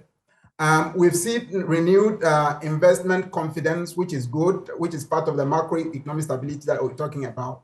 But the issue is that stabilization is not instantaneous, right? So you can't really use 1 year achievement to be confident about stabilization. Is good. What we've done so far, what the country has done so far is commendable, is good, but we have to be cautious. We have to look, when you talk about stabilization, it's more I don't understand you. You can't use 1 year to measure like how. I was watching Trump when he was giving the State of the Union address, and he also said the same thing. He said, what 1 year can do in an economy, that's what we are also experiencing as Ghanaians, right? That's true. It's a market difference, is it not? Well, it is. It is, because those indicators that we normally cite have improved. But my caution here is that when you talk about stability, you need to be looking medium term. If we're able to sustain it, as the trajectory continues, right, then we're in a good place. So I'm just cautioning that using just a 1 year period to talk about stabilization is good. Things have stabilized. When you compare 2022, 2023, 2024, and 2025, we've seen some good, movement in the right direction. Do I hear you say, like in Chi, mehubida, anaye hubida? Because I remember 2017, 2018, I remember how Akufo-Addo was excited and touting the economy and Ken Ofori-Atta, everybody, and he was getting awards and being celebrated outside of the country. Exactly my point. Exactly my point. My point is that we should be happy where we are compared with where we were 2 years ago, 3 years ago. Okay, let's not discount that. I'm not talking about us discounting it. I'm just saying that we need to continue on the right path. It requires sustained discipline over several years. The real test is not whether stability has been achieved in 1 year, but it's whether the policy trajectory is credible and consistent over the medium term. If we're able to do that, then I'll be happy, and every Ghanaian will be happy. So sorry, Doc, but answer this for me. Is the policy trajectory credible? That's the question you raise. Is it credible? How is it to be sustained? At this moment, I don't have any doubt. I can't see anything at the moment to doubt its credibility, right? But because of history, because of where we've been and where we came to and where we are today, I adopt a kind of wait and see attitude, although I want to be optimistic because everybody wants things to go well. Mm-hmm. Yeah. So in this economy, we know that it is propped up by gold. So touch wood, our prayer should be that things should not go, gold should not suffer the cocoa scenario, right? Because exactly. Cocoa has taken a nosedive of about 70%, drop in the price since it went to $11,000 per ton. Exactly. Let me just paint for you a bit of because these issues are structural, right? If we step back and look at the macroeconomic fundamentals over the past decade, for example, I was looking at the data. I want to mention 3 core patterns, right? First of all, Ghana has spent an average of about 36% of government revenue on interest payments over the period. Right? Because these are structural issues. I don't want to focus on just a year. The year is important, but let's focus on structural issues. But this 36% compared to, even if you look at the sub-Saharan African average, is 8% of government revenue that go into interest payment. We are doing about 36% in a decade. That's first. That means that more than 1/3 of every CD collected goes into servicing past debt rather than financing new capital formation. Now, second, if you look at government's investment path, our capacity to create growth, right? That has fallen from about 27% of GDP in 2015 to just about 10% recently. It means that we are investing, our investments in fiscal capital, or our investment capacity, our capital investment in the economy has declined. Now, that's important because it helps us look into the future, right? It's not just a one-term thing. Now, the third thing I want to mention is so this talks about fiscal space, right? We talked about fiscal space. Let's talk about growth. Now, if you look at our GDP per capita growth, it's been very unstable, right, over time. And these 3 indicators point to a structural issue in our economy. So we need to look at this structural. If we don't fix the structural issues, what will happen is that if gold is doing well, if cocoa is doing well, and then comes down, we'll come back and talk about the same thing that we've been discussing over the years. So that's why I want us to, take our eyes back a little bit and look at the structural issues in our economy. Because until these structural issues are fixed, we will be happy for 1 year. But if things don't continue in this trajectory, we'll come back and be discussing the same things we were discussing 3 years ago, 4 years ago. But overall, if you were marking, what's the name? John Mahama, for a paper that he would have submitted on the management of the economy, let's check if you are very stingy with your marks. We don't want to use it. That's over what? Over 10?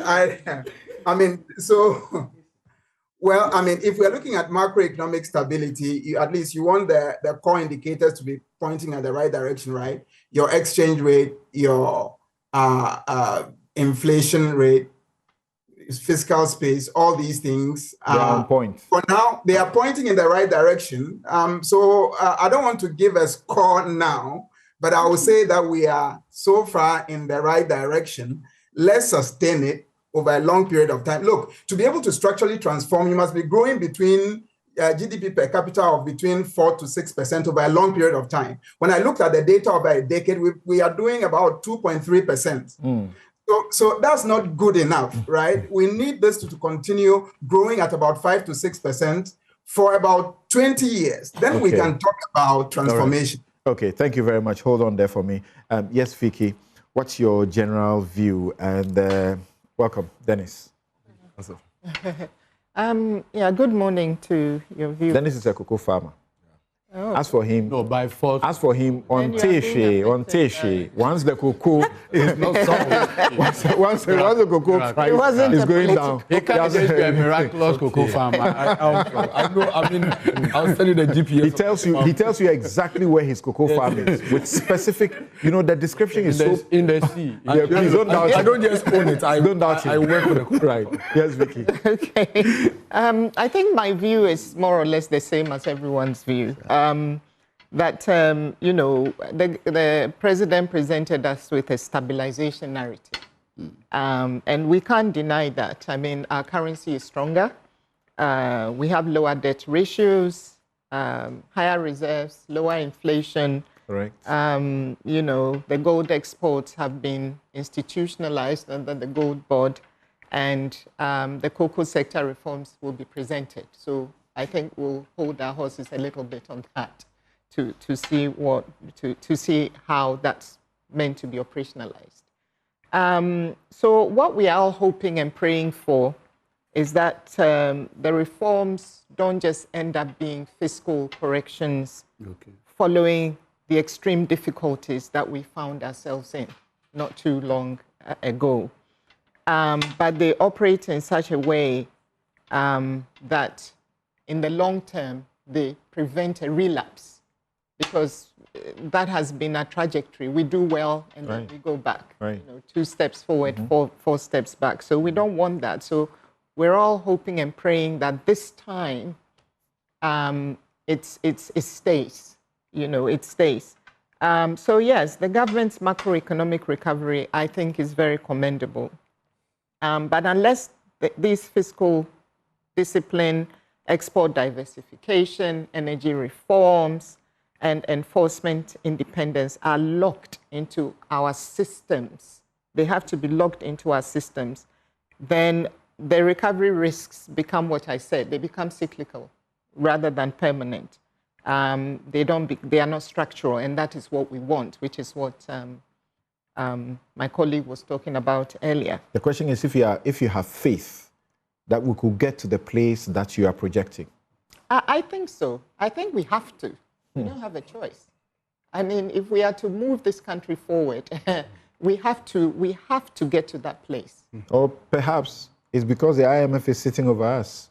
But thankfully, we are in the process of getting out. And when we do, normally, then the epileptic conduct of our drinking behavior begins. We go you know wild. That drunkard who promises every time that I'll stop.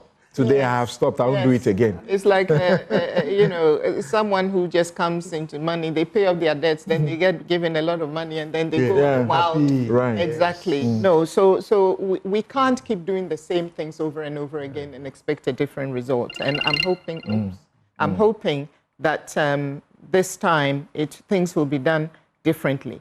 But then this stability that we can all see and which we have to acknowledge has to translate into money in our pockets, lower cost of living for the ordinary Ghanaian, for all of us, increased real wages, sustained SME growth, because SME in any country, they drive the economy, and reduce youth exclusion, because I know that the employment figures, according to the Ghana Statistical Service, between Q1 and Q3 last year went up by 1 million, and that's great. But it's a question of when you look at the other side of the coin and the 1.95 million youth who are not in employment training or whatever, then it means that 1/5 of our youth are actually excluded. They don't have the skill, nothing. Yes, and they are excluded. Totally that tells you the importance of the free SHS, right?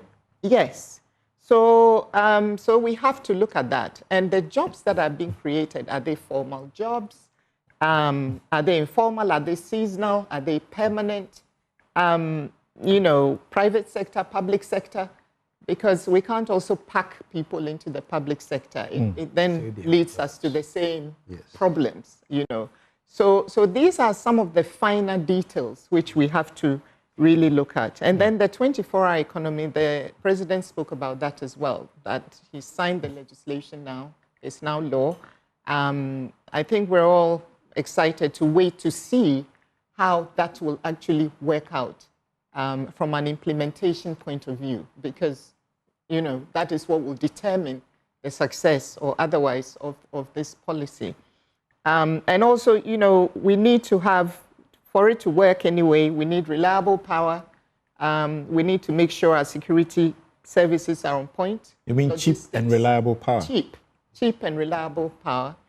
And some exemptions, because what we didn't hear was how, you know, if you're a businessman listening and eagerly waiting to see how that will benefit your business, we didn't really hear, or we haven't heard yet, I'm sure at some point it will come, how that's going to work. Import duties, tax exemptions.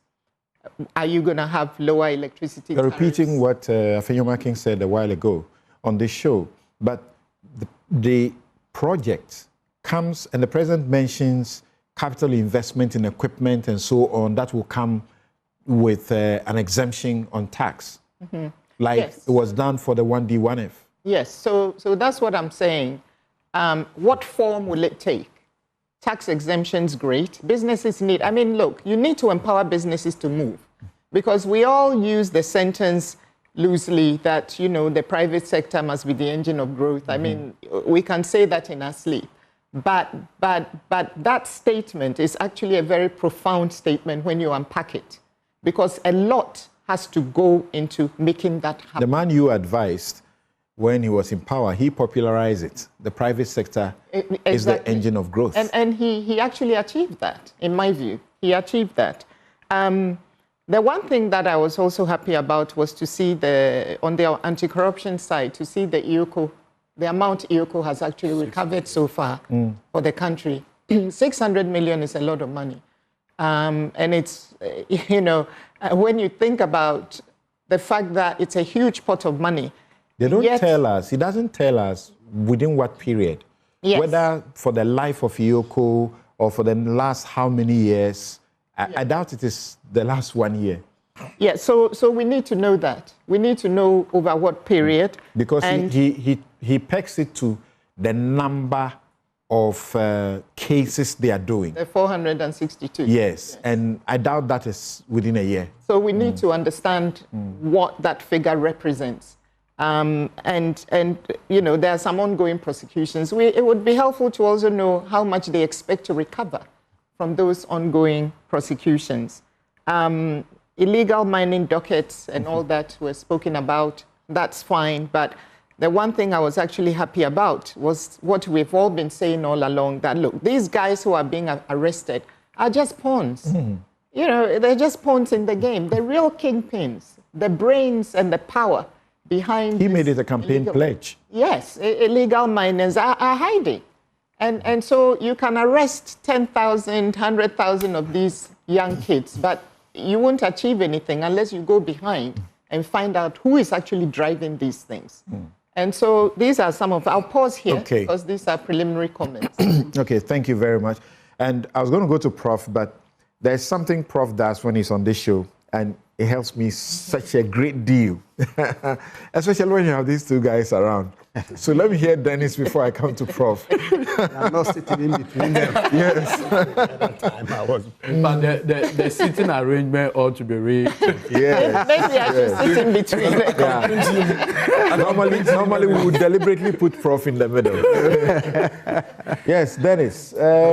Like Osahen and the mighty minority, once cocoa farmers are not getting the prices they want, this is nothing for you, right? Well, I mean, good morning to my seniors here. It's not just cocoa farmers. I think the state of the nation is just the aggregation of every person within the state. And so if you have majority of the elements within the state not doing so well, that is what we'll tell on the state. Is that where we are? I think so. Majority of the elements I've made the point. not doing well. I've made that point here severally, and it's without emotions. It's just facts. I mean, Lawyer Duji made some very factual points. The macroeconomic performance in the last 1 year is without doubt. There is no debate about that. There's no conversation on that.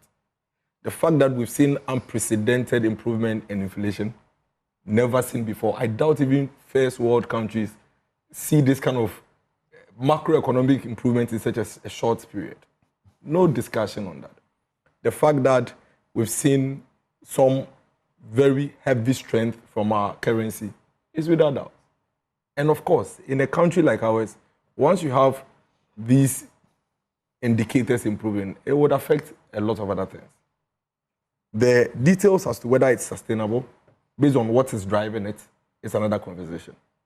And it's time for me, for the government to actually sit back and be honest with themselves, because we are going to hold them to their words.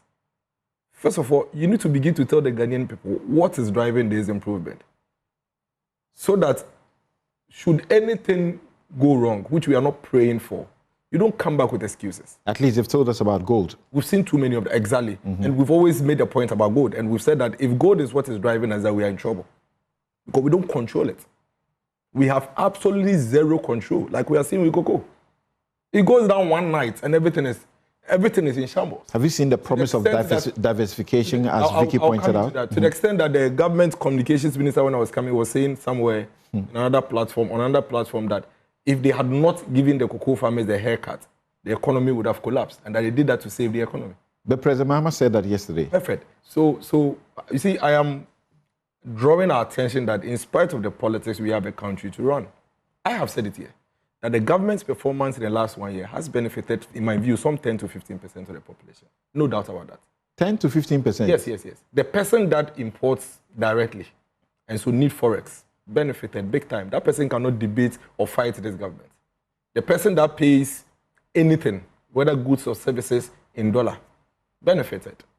Who drives to the fuel station to buy fuel into their vehicle or plant or machinery, benefited. But the person joining the church also benefits. He hasn't. That is where the issue comes in. In Accra, the data is that between 75 to 80% of people who live in Accra rely on commercial vehicles. They are not getting access to the vehicles. And as a result of that lack of supply, it is increasing the prices. So today, people have to wake up at 3 a.m. so they can get to work at 8:30 a.m., which they are late anyway. And they have to leave the office at 5. But that's not a new phenomenon. No. You see, I'm making a point. None of the things happening are new. We have seen inflation going above 50% in this country before. It's not new. And we have seen inflation come down before. So none of the things are new. We are talking about a government that has come in place to fix the situation. Don't take us back to what is new or what is not new. If that is the case, then get out. But before I even make my point, let me just do some factual. Once we are discussing economics, we must be factual with the issues. So, Edudzi is first a politician, a lawyer before all of these things. He likes to garnish the issues. They did not inherit inflation. But he has an economics background too. No, but I know him. I know him very well. Data can be used for anything. His government did not inherit inflation at 54%. So, of course, that was in 2022. So it's disingenuous. No, but I never said. No, please hold on. No, you did. You mentioned. No, I said at a. Hold on. Yeah. On this platform, I said at a point inflation. Yes. The only two countries were better. I was actually about to interject when he said that because it was unfair. You were using figures at 2024. But when it came to inflation, you went to 2022. No. I moved from 54 Don't invite to 23. Don't worry. Don't invite me. Oh, you could have, right. I won't invite. Right. Please don't invite me again. I would say what you said wrong, but if you invite me, I'll come. So it's disingenuous for you to be having a conversation in this manner, and then you are talking. So what you are saying is that inflation has moved from 54 to 3. No, it's not true. Whatever it is that your government has done to drive inflation down, moved it from 23% to 3%. That's fact. Immediately you bring in 54%, we'll question what other extraordinary thing you've done, because then it means that you've doubled the effort to be able to drop it from 54 to 3. So don't do that. You did not inherit the exchange rate at 17. Again, don't do that. But let's move on. This government, I think, is refusing to take responsibility for anything that affects the Ghanaian people, except the macroeconomic indicator that there is no debate, which we all know that the driving force is a high international market price for gold. That is all. One thing. One single thing is what has driven us to where we are now. One thing. High international market price for gold. Tomorrow, the question we are asking our government to answer is tomorrow, should gold drop tomorrow morning to $2,000? Can we survive? He says by the projection, the president says by the projection, gold prices will continue to do well for the That next project, 3 years. I mean, we woke up this morning and America has attacked Iran. You never thought it would happen. You understand? We woke up this morning and the US has attacked Iran. You and I went to bed, woke up the next day, and there is something called COVID. We thought it was a joke, and it ran for 3-4 years, disrupted the global economy. So that question is legitimate. Listen, Samson, go and pick their budget. Look at all the real sectors of the economy. None of them are progressing. This is not personal. This is just economics. This is just people who are worried about the realities that could hit us if we don't halt this government and get them to face the facts and deal with the fundamentals. Listen, you talk about macroeconomy. What is macroeconomy without its positive impact on micro? The whole essence of macroeconomic management is the output on the microeconomy. He is an economist. He knows that. If you drive your macroeconomic indicators to the best of numbers, and your micro is not positively affected, you've done nothing. And my brother Kofi Tonto has a point he makes, which I would make it here. He says that I am sick. I had a previous doctor who couldn't heal me, and my sickness kept lingering. Then you came and said, I can cure this guy. For 1 year, you've actually concocted and, come up with the potion, the medicine, and it's in a package, and giving it to me. I keep drinking. I am not healing. But all you keep telling me is that at least I've been able to give you medicine. The other one couldn't give you anything. That sounds like an account proverb. So, Prof, the reality is that, and this is not personal, this is not politics. The reality is that we were sick. Everybody admits that. Even the president, then another Danko Akufo-Addo, admitted that. To the point where he said, some of the things where we are, when the new leader takes over, he will drive it. Now you've come. All you have done is to show us a package, branded, with medicine, supposedly to be taken 3 times a day, morning, afternoon, evening. We've been taking it for 1 year. One thing is true. You have given us medicine. But the other truth is that the medicine is not curing us. Why am I saying this? Look at every aspect of our economy and tell me, which aspect of our economy has been positively affected by these things, except the 10% that I have admitted? Even some of the few areas that these macroeconomic indicators have affected positively, the counter effect, they haven't been able to deal with. The cocoa situation we have, one of the biggest reasons why we are in the situation we are in now is that the forex economic policy decisions you took has a counter effect on cocoa. You didn't prepare for it. When you were driving your currency strength up and driving dollar down with just buying gold and putting it into the forex market, you forgot that you also export, and that the more dollar you bring, and the cedi also has a certain impact. So if cocoa today, for example, if dollar today was 14 cedis, cocoa farmers would not suffer, even though the international price has dropped. So whilst they were doing that, they forgot to deal with that aspect of it. Nobody is saying don't drive the currency strength, but I'm saying that whilst you are doing it, remember that there's another side that you have to deal with. Look at teachers, look at nurses. So we will reflect reflect the state of the nation by the president on these issues, the way we have done them. Okay. So far you've spoken longer than anybody, so hold it there for me. Those will be your preliminary comment. But do you see a positive, future in the next year or two? I have always said that there's something good this government is doing when it comes to the macro. All of us want to see. No, I'm talking about how it will reflect. I don't. I actually has a very gloomy, negative outlook. Because of the very important and factual point I have made. The basis, the foundation on which this current macroeconomic strength has been built is weak, and we don't control it. Okay, thank you. Now hold it there. Prof. Bafra, I know that... Applause, miracle. Well, let me not say I know, I don't know. What do you say? Sitting back, watching the president, and I know, people like you have time, you have watched, like, say, President Trump. To be frank, I like the way President Trump did his State of the Union and brought in various individuals and took his time to reflect on their lives and the things that have happened to them and so on and so forth. Even though the Democrats, sat down for almost the entire time, they won't get up and clap. He wasn't happy with the Supreme Court judge. Yes. He took them on right there in front of him. Their faces. The lapdogs. Yeah. Okay. So,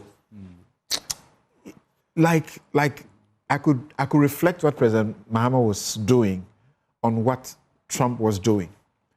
He was talking about the jobs that have the economy. He says it's gotten better, bigger, and it will be whatever. President Mahama says we should get our allowance, and that, we are in some plane that's about to take flights, and so we have to get ready. What do you say? Actually, every president comes to address the nation through the SONA, and they will always tell us things are looking up. They have to do that, because if you're a leader, you're not going to tell your people, hey, things are so gloomy, let's start packing. So I expect every president, including the American president, as you refer to come and just give out the spirit of people for them to believe that things are either doing well or are going to do well. So that's expected. But of course, I also observed that the president came in fully confident, with broad smiles, because truly, as all my colleagues have said, the first year has been a very good year for the government and therefore for the people of Ghana. And I do appreciate the point made by Miracle that certainly if you are connecting the macro to the micro, you're going to find some disconnect, which is also true. But the fact is that if you consider where we were yesterday to where we are today, then we have every reason to feel good. All the indicators are strong, okay? But then before even I come there, let me also jump to the conclusion of the president. For me, it was the best part for me. His conclusion was superb. Rallying the people to come together, to fight together. That is my best part of the presentation. And I'm hoping that somehow, as we go forward, he will find some practical ways to put us together. Because this division, that tends to drive our economies back and forth. We keep marking time. It's all because of the serious national divide that we have. So that was the best part. But on a more substantive issue, I think the conversation, as I've heard from my colleagues, they all drill down to one thing. And I'm going to refer to President Akufo-Addo when he came in with its great idea of the Gadgets-Bed economy. The Gadgets-Bed economy. We have 8 years for him. I personally did not see much in terms of changing that important concept that he threw at us. We should have. He promoted the policy of Ghana Beyond. Oh, my goodness. 8. Beautiful policy, but hollow, because there was nothing to it. In fact, the day he proclaimed that, I was with my friends at CDD. We all jumped for joy, because that should be the ultimate for any country like Ghana. The French president praised him. The whole world, he was being praised. Correct. In a similar fashion as John Mahama is being praised for the Accra reset, Yeah, well, our foreign friends will praise you if you say something like that, but they watch to see how you move with it, because the obstacles in the way are normally placed by themselves. So those things we can live with it.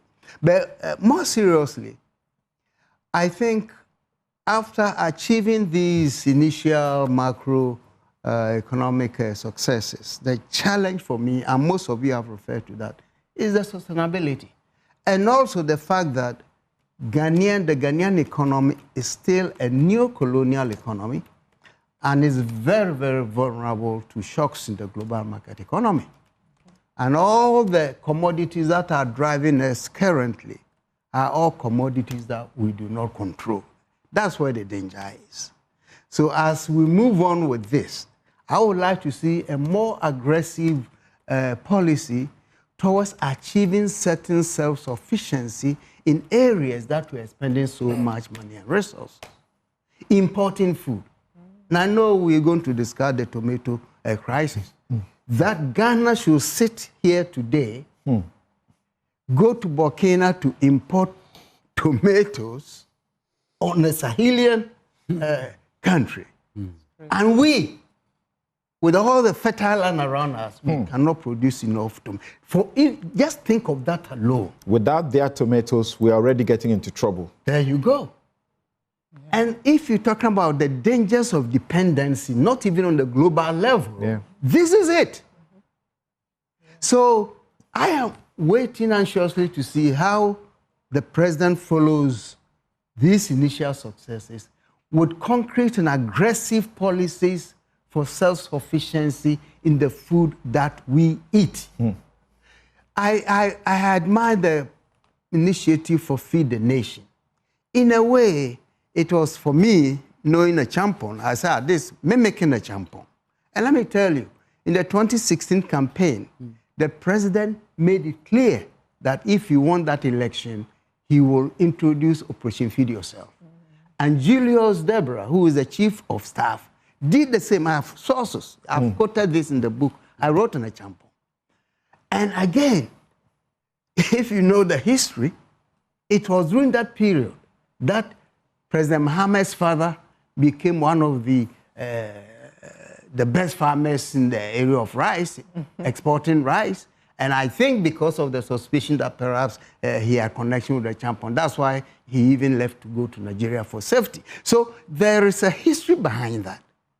And I expect the president to take this seriously so that at least tomato, plantain, pepper, all these things, if we can do that and become self-sufficient, most of the other problems we can control. So again, my point is simple.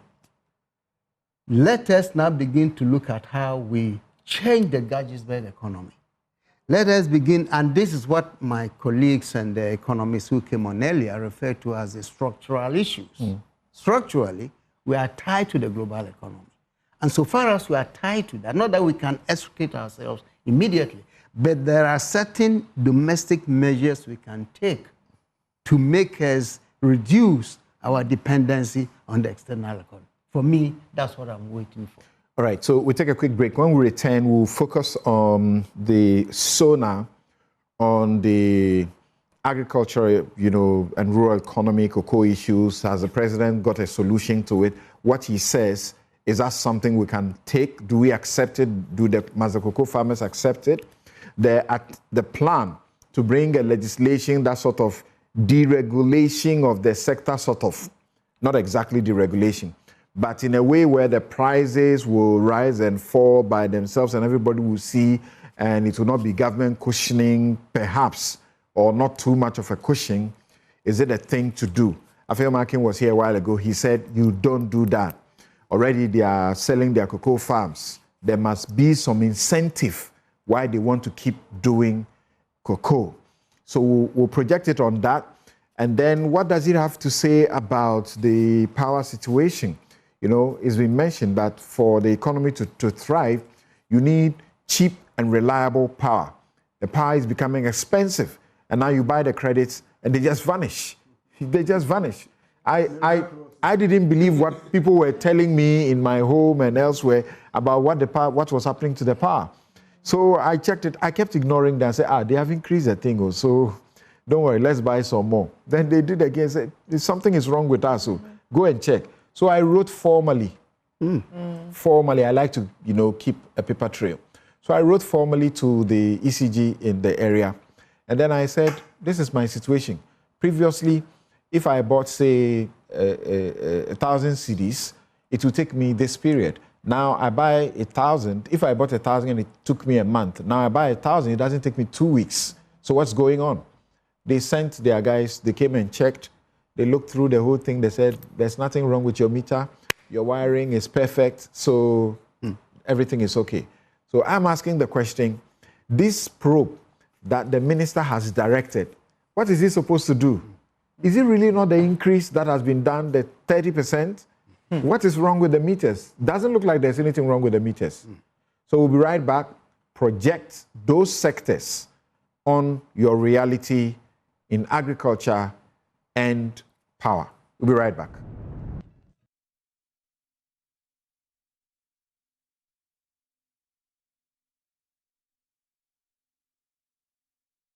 Hardships on its citizens. We've just begun to emerge from the most devastating economic crisis in our nation's recent history. This crisis was triggered by general financial indiscipline, huge deficits, and massive debts that were occasioned by persistent and unbudgeted expenditure to meet the ends of convenient politicking. In the last week, we have had to take the painful but necessary decision to revise the producer price of cocoa to achieve competitive pricing and resolve the acute liquidity challenges in the sector. Mr. Speaker, failure to do this as others did and left a debt of 32 billion for this government to pay. Failure to do this would have meant borrowing billions in borrowed funds. Mr. Speaker, this unplanned expenditure would have taken us right back to the very devastating economic problem we have only recently begun to escape. So, Mr. Speaker, while fully understanding the concerns and protests of our farmers, I can firmly assure them that the reforms announced by government will see a total transformation of the cocoa sector. And it will guarantee them a fair and transparent price that enables them to meet the cost of producing the commodity and making decent margins.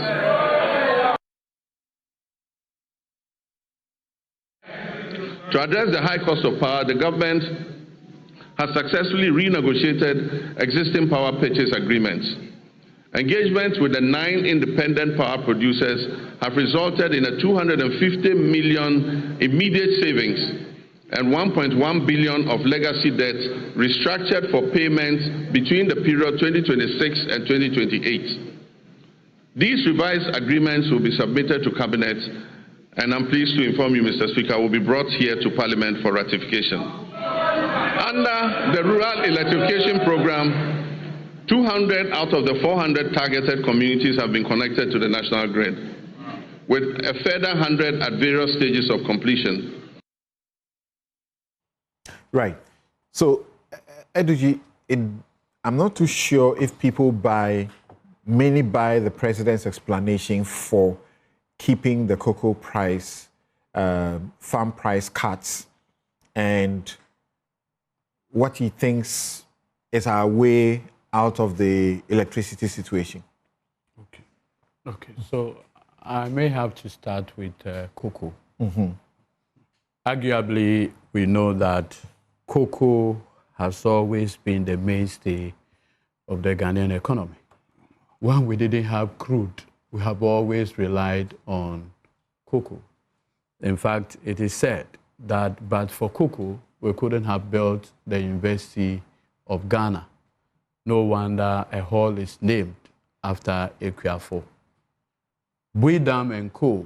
are the direct benefits of what cocoa can do to... I beg you, 1 second. At the mention of Ekuafo Hall, at the University of Ghana, so there's a 70th anniversary that is going on, and on the 5th of this month, next week, we will all, we'll be at Ekuafo Hall. To celebrate the co-family. Yes, John Domelo, the Deputy Agric Minister.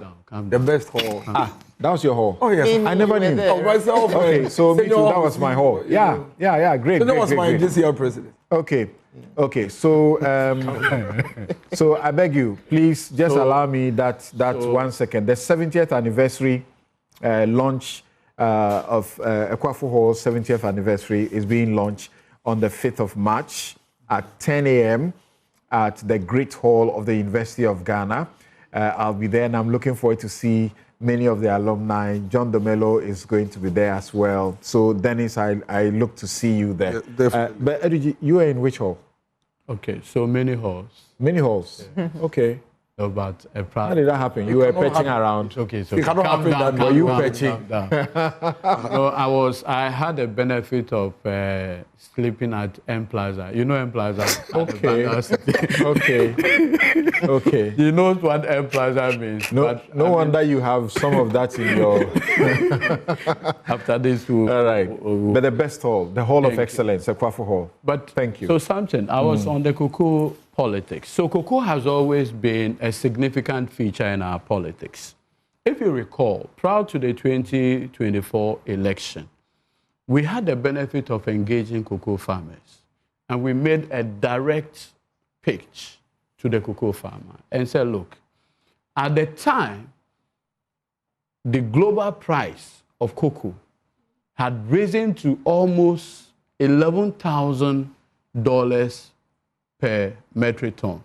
We knew that a metric ton comprises 16 bags of cocoa. And so the analysis that we did at that time was that if we're getting $10,000 from 1 metric ton, that put together brings the number to almost $625 per bag. And we said 70% of that could amount to $6,000 at that time that we could offer the Ghanaian if we were in that situation. Okay. However, did you really condition it? Yes, we were very clear now. I thought it was a blanket promise. No, we never. It was never. And in fact, there was an attempt by Miracle and his people to try to, the words of Honorable Atuforsin, and then we played the entire video, which clearly showed that our position is that at that time, if we were in power, we could afford 6,000 Ghana cedis to the cocoa farmer. That was almost 70% of the FOB to the cocoa farmer. The reason why at that time, the government then could do only 30 to 35% to the cocoa farmer was that there was a rollover because the prior time, government had projected that they were going to sell, produce 800,000 metric tons of cocoa. For whatever reason, government couldn't do the entire 800,000. Government only did a little over 400,000, 450,000 or so. So there was an outstanding 333,000 metric tons. That 333,000 became more of a liability because we have already forward sold that and more or less committed ourselves by way of contractual arrangements. So subsequent years, when we needed to benefit from the increase, because of prior liabilities and commitment, we needed to use. So by the time we came to power, that 333,000 metric tons in terms of rollover had come down. This number we found out during the transition arrangement. That's the record. Okay. Now, when we came into power, at least until the recent announcement, the prices were fair and there was no issue from cocoa farmers. Now, the argument has been made, and I have heard that argument on even this platform by one of the NPP MPs, Michael Edu, where he makes the point that if the current management of Cocobod, Cocoa Marketing Board, have done forward sale earlier, we wouldn't have gotten the situation where we find. What's the record? Government had projected that we're going to do a bit over 600,000 metric tons of cocoa purchase for the season. However, at the time when we announced these new prices, the record shows that we had done 92% of purchases already. 92%. So they claim that the superior idea would have been, the forward, sale much earlier than the announced price. The record shows that 92% has already been done. That amounted to almost getting to 500,000 metric tons of cocoa. If this is the record, what exactly is the debate? The management of Cocobod and its subsidiary, the Cocoa Marketing Board and others, have been very proactive. In fact, this recent price increase is affecting sales amounting to almost 50,000 metric tons. That is where the debate is. Our friends in the NPP say that President Mahama, the best solution we have for you is that go and borrow public funds. Use taxpayers' money to go and borrow. Yeah.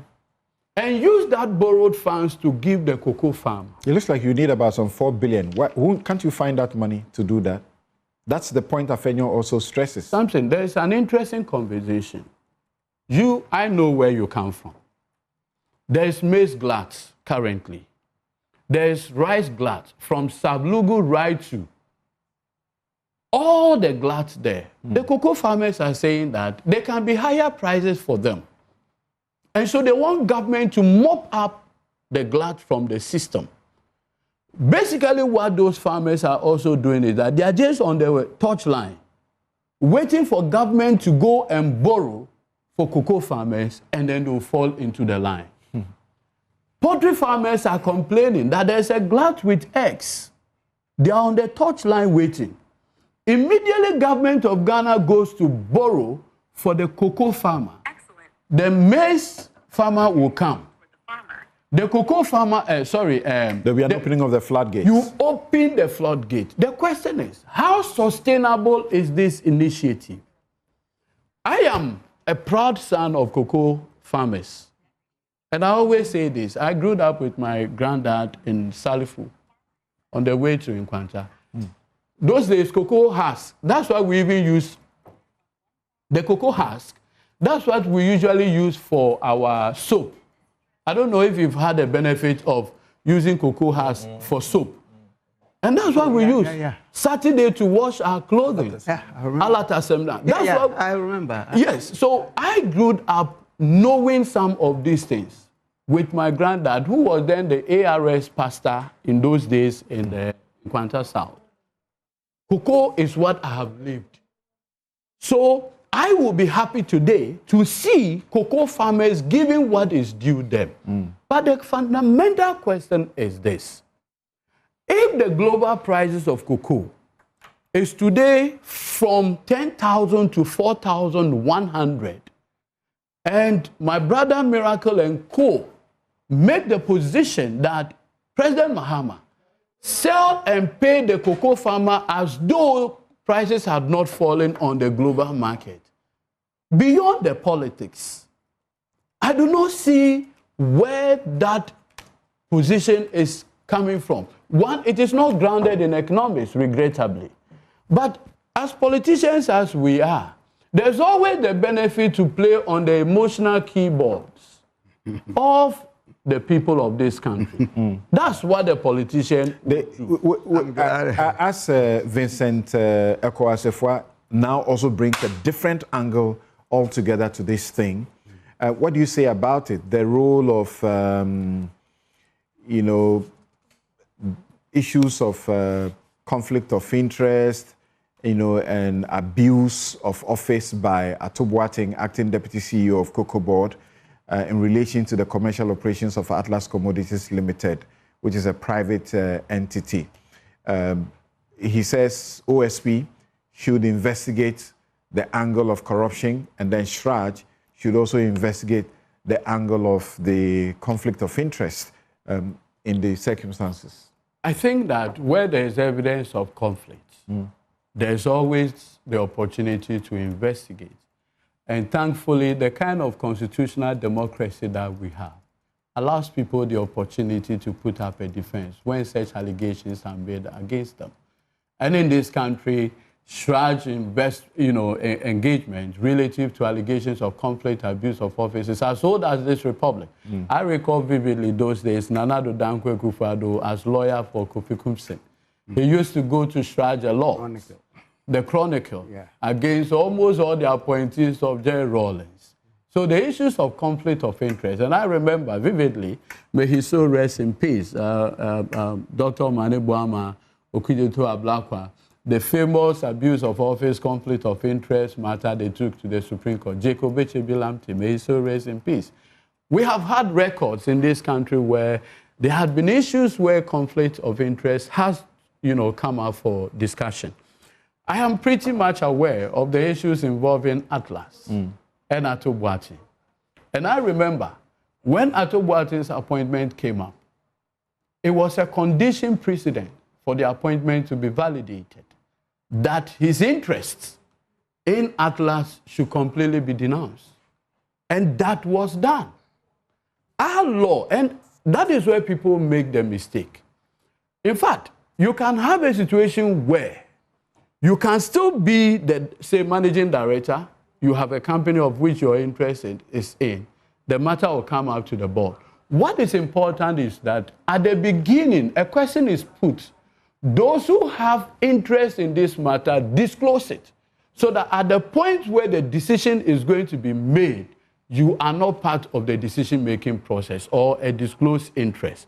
So our laws do not forbid a situation where you say that once you have an interest, you cannot. The only thing is that you have to disclose the nature of your interest as by law established. Atlas Limited says that for the avoidance of doubt, since the 2024-2025 cocoa season, Atlas Commodities has not received any seed fund from Cocobod. The company, therefore, could not have utilized seed fund meant for any other licensed cocoa buying companies, including Produce Buying Company Limited, when Cocobod did not disburse any seed fund. Even more or important, our operations are financed, or it says our operations are financed solely through our off-takers and banking partners, and these records can be verified. Even more important, just to add to that, you will notice that the allegation of conflict is to link Ato to Produce Buying Company, PBC. PBC has its own management and board, distinct from Ato Boating. And so the issue of conflict does not even come up at all. Okay. But I can understand why anybody would want to put up this. I mean, when the cocoa politics came, I said, look, it is not a verifiable platform for the MPP on cocoa politics because their record is not stellar. Okay, so their record is dubious. Atlas says that Ato Boating has not used his position at Cocobod to advance the interests of Atlas Commodities Limited. He resigned as director and managing director of Atlas on the 20th of January 2025, and on the same date executed a deed of blind trust in respect of his shares. The relevant share transfer documentation was subsequently executed prior to his appointment as Deputy Chief Executive, Finance and Administration of Cocobod in February 2025. And Samson, so that I will just I'll wrap up on this. My point is this. There's an opportunity that will be given to Ato, either at CHRAJ or the OS. He says he's ready and willing. And this record will vindicate him. And I have no doubt at all about that. Okay. On the first issue, today the record is showing that in Ivory Coast today, they have equally announced and taken the path of Ghana. The numbers that I'm seeing brings the price in Ivory Coast to almost 1,300 or 1,200 Ghana cedi per bag. Now, if this record is correct, what it means is that today, Ghana's cocoa and how much we are offering the Ghanaian cocoa farmer is relatively better than our nearest neighbor, the Ivory Coast. The risk is that because our price is better now, there's a risk of the Ivorians bringing their product into Ghana to sell. Look, the politics where my brother Miracle has suddenly taken the lead advocate for cocoa farmers. Okay. A thing that he's never done before. So, thank you. It's okay. Let's hear from Dennis now. Let's hear from Dennis now, then I'll go to Fred. Yes, Dennis. The president didn't convince you. I just stopped the thing. Don't tell me about my time. It's not an Don't accurate tell me time. about my time. But why you... And you are even increasing the time. Relax. I also have my monitor It's here, okay. please. I'm just saying... So, Miracle is not an accurate What you time. do with it is your Relax. prerogative. But It's let me okay. say it. You like doing that. Yeah, but it's fair. Don't worry. So it's 1548. What you do with it today, I can't force you. You are not an That's all I'm accurate saying. time. Okay, so So the president spoke about something that others think is very important, that ought to have been done long ago that we haven't done. That we should come to a point where cocoa politics will end in the way that the fuel politics appears to be ending, so that you have a law and a regime that takes care of the situation rather than some of the decisions politicians take that don't make sense, economic sense, and yet they have to take it because of votes. That's all. I mean, I think we've had a lot of conversation around the cocoa. So I'll come there, but I want to look at the SONA. Then I'll end with the cocoa issues. Because, I mean, we've really made a point. He is now getting into the conversation, so he's excited with repeating the same things they've been saying. I'll come to it. For me, I think that the SONA the president did, it was okay. My only concern was the attempt to create an impression as if everything was glossy and that we are on an unprecedented path like never seen before. Every government in our first 1 year or first 12 months always has such, feedback on SONA. In fact, Ekufuado unarguably has had one of the best ratings when it comes to first 12 months performance of any government. It was without argument in the first 1 month, 2017. So we would want the president, His Excellency John Dramani Mahama, to be quite calculative with the way he lifts our hopes, because we've seen it before.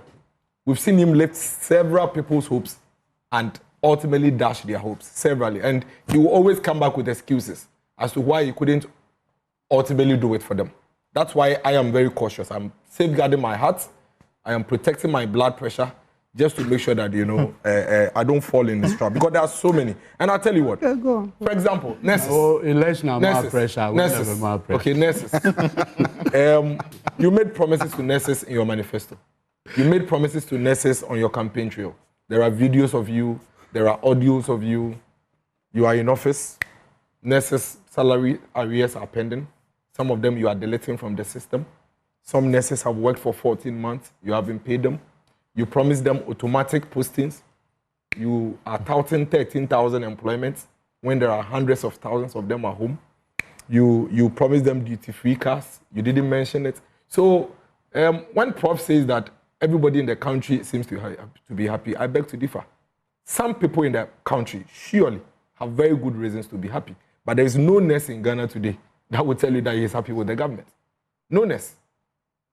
And for me, the betrayal point for nurses in Ghana is the government's silence on automatic posting. Teachers, same scenario with the nurses.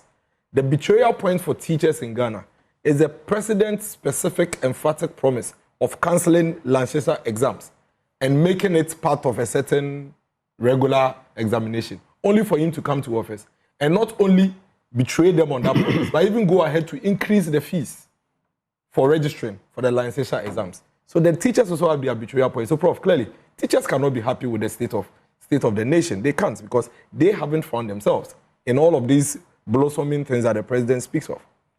Unemployed youth. Listen, the number of unsustained jobs that we are seeing have increased than it was in the past.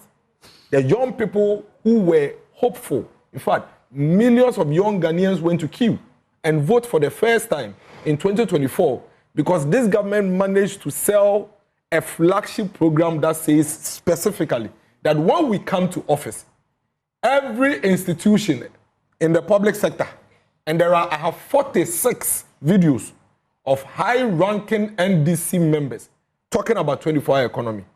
They didn't talk about a certain secretariat, a certain authority. In fact, when we were arguing with them, and Council, you were here, I was here with you, we were telling them that you cannot promise a holistic 24-hour economy in a state, that it is a push and pull scenario, demand-driven, supply-demand. That is what drives it. They said, no, we are wrong. In fact, they called me a naysayer on this platform and said that I should take it from them. Public institutions cried the kwakwa. On this platform, I asked Honorable Inisa Fuseni a specific question. That are you saying that the local government ministry where I work, the chief director, the director for PPPBMB, or whatever they call it, will have 2 people, 3 people working? He said, yes. No, please. Oh, if you can't be honest on please. I'm telling you about something. Not here, and you cannot peddle the blatant. Stop what you are doing. That's not why he said. Stop what you are doing. Stop what you are doing. How can Inusa say that chief director will work and then for some hours and another? But there's an important intervention. Which intervention? Is it Inusa? Please don't do that. Was he here on the show? Don't bring Inusa. Was he here on the show? Please don't do that. Okay, I hope Inusa is listening and so stop what you are saying. Please, because it's difficult to think that Inusa will. I mean, give some respect to. I mean, what are you doing? It's all right. No. It's all right. You've made a point. You've made a point. You are totally disrespecting. He's made a point. So go ahead. By stating something I was personally involved in, you were not. Right. That's not just him. The national chairman of the NDC, who is today chairing a committee demarcating our district and elevating them. What it means is that he's fully involved in the governance of the state today. Told us that the organizer on the Techiman Highway would be working at 1 a.m. The president of the Republic of Ghana today, Eduji's boss, told us that Boomerang Nightclub will work morning, afternoon, evening. He said it at the manifesto launch. That's the promise they made to us. We haven't forgotten that. But it's in the process. No, it is not. If I intervene, Charlie, what you are doing is wrong. Don't do nothing. I noticed so many things you do. So I'm not. But you are destroying my time. They just did the legislation. Don't do that. I beg you. They just passed the legislation, right? Lawyer, I was typing all the things you said. It's because of what you are doing. I'll do the same to you. Go ahead. I beg you. This is a very serious life, dependent issue. Now, cancel. He's even distorted my because there was no. Stop what you are doing. Stop. You were going through the boomerang. Cancel. You see, that is the president's own voice at the manifesto launch. In fact, put all the 46 videos aside.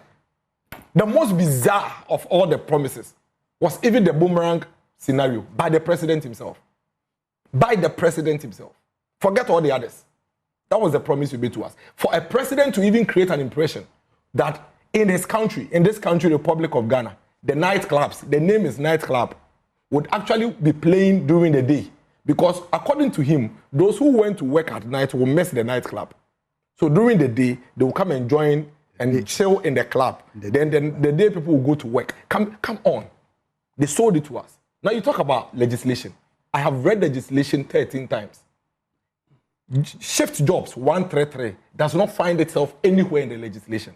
Listen, the legislation basically went to set up an authority to coordinate an economic transformation program. But how do you expect that in a legislation? Because the shift is a function of the economics of the entities that have been empowered. My name is Miracles Aboagye. I have my senses switched, though I know exactly what I am saying. Isn't this what we told them when they were making that promise? You never said. Oh, Charlie, stop. Charlie, what you are doing if you continue to do this? No, but you never said. Write what I am not permitted to. No, you are not permitted. Write it. If I didn't say write it, when is your turn? Don't do this again. You are distorting me. Cancel. Take charge. Listen, you have the opportunity to listen. When they were making these absurd things, we told them that 133 is a function. I am on record here on Asempa everywhere. I said that it is an output of multiple set of policies. And that there is no policy called 133. That 133 is only a function, is an output. That is what we told them. Do you know what they told us? They said, we are lying. We don't know what we are talking about. So I know what I am talking about. Don't correct me. What I have said is right. You are wrong. We told them that it is a function and that they should stop peddling that falsehood. They are misleading the public by creating an impression that there is a certain policy they are bringing which says that... But the fact that it doesn't find expression in the law doesn't make it false. No, it's false. Because you have just agreed that it's a function of the economics of the industry. You are not listening to me. They said I was wrong when I said it was a function. They said they were going to do it. In fact, let me tell you something. As we speak, when they want to hide behind it, they try and pick on a few of them to give you as an example of what it is that they are talking about. They will talk about DVL. Then they will talk about Ghana Publishing, which still supports my point. That, for example, Ghana Publishing is a printing firm. Go to Newtown. Newtown has been operating 24-hour economy since independence. That the stretch here, from Cocobod here going to Newtown, those who do the printouts, it is in the midnight that they even do their printing. That is the point we made. When you pick the legislation, I tell you, it is nowhere in their legislation the promises they made to us in the videos. Please stop what you are doing. I don't expect to find that in a legislation. That is a problem. It is a problem if you don't expect to find it there. The legislation was supposed to say that starting from January 1st, 2026, Ministry for Local Government, you have 3 people running your Come on. No, but that What is the promise? Why are you saying, come on? You lawyer Samson Lardy, you knew this. And yet when these people were peddling this misleading thing to the people, you didn't do this. I didn't do what? You didn't tell them that, come on, why are you making this promise? You haven't heard But me. you and I were here. So you haven't heard You me. did? Perfect. Then you are the same. Me, I've been doubtful of it. Perfect. But I look forward to see that it works. Because if it does, we all benefit. No, it will not work. Because there are people without jobs. It will not work. The promises they made will not work because there is nowhere in the world that you have the entire state operating on a 24-hour economy. I even went ahead to tell you that in Ghana here today, when you go to Osu Oxford Street, nobody has a gun to the woman selling komi to sell it at 1 a.m. She's selling it because at 1 a.m. there's demand. So you can have 24-hour economy running in pockets of the economy. We have some on the Lagos Avenue. If you go to Bantama High Street, if you go to Takrade, there are They want to use a policy to make it a general phenomenon. There is nowhere in that policy that they put out, which I have read 13 times, even the one they released before the legislation, that gives us an indication that in my hometown latte, there will be a 24-hour economy. It doesn't even make sense in the first place that in my hometown latte, that is mainly agrarian, okay, should believe that they will run 24-hour economy. But was that the promise? Yes, that was the promise. But that why? In your hometown, there will be a 24-hour economy. Yes, that was the promise. Everybody in this country had it. Everybody in this country had it. We disputed. In fact, there was a time that I specifically even told them that me, my hometown, you can't run 24 hours. I said I should. I'm a naysayer. Let me make progress. 5 minutes. I know, 5 minutes. Now, electricity. Today, people who used to buy 250 Ghana cedi electricity in a week are buying 400. So if you go and ask people why they are not reducing prices, you don't go and beg them. You need to find out which policies you have put in place that is impacted. Dollar is not the only price determining factor. The Makola people, if you increase their rent by 28% or 20% thereabouts, and their electricity is up by 28%, and water is up by 15%, surely, even if dollar comes to 2 cedi, they will have some price increase because they will have to make up for those other costs, not only for their shops, but even for their overheads, so that they can also pay their domestic bills. This government tells you, oh, you know, but the IMF conditionality, and that is why IMF conditionality was brought by MPP, and yet MPP itself, in some years, reduced electricity, even under the IMF conditionality. There is nowhere in the IMF conditionality that says that do a review and increase it. None. He should show me one. MPP that brought the IMF that you refer to, even in the year that we were in office, in 2024, even had cost to even reduce electricity. Today, the Ghanaian people are burdened by the cost of electricity. You can't talk your way out of it. Don't come and justify it. The general confidence in the economy. You are saying that the people who have so much confidence in the economy, despite the issues you are raising. I've given you specifics. Go and call the teachers and the nurses. I'm moving on. You let me move on. Now, we come to the students. A student that used to pay 6,200 for hostel fees. It doesn't look like you want to talk about the cocoa. Because you have lost going there. I'm going there. Because of what has happened. Well, I'm going there. You are distorting me. Let me make my point. I told you I'll speak on that for as the last point. Now, the students are spending more for their upkeep, paying more for their fees.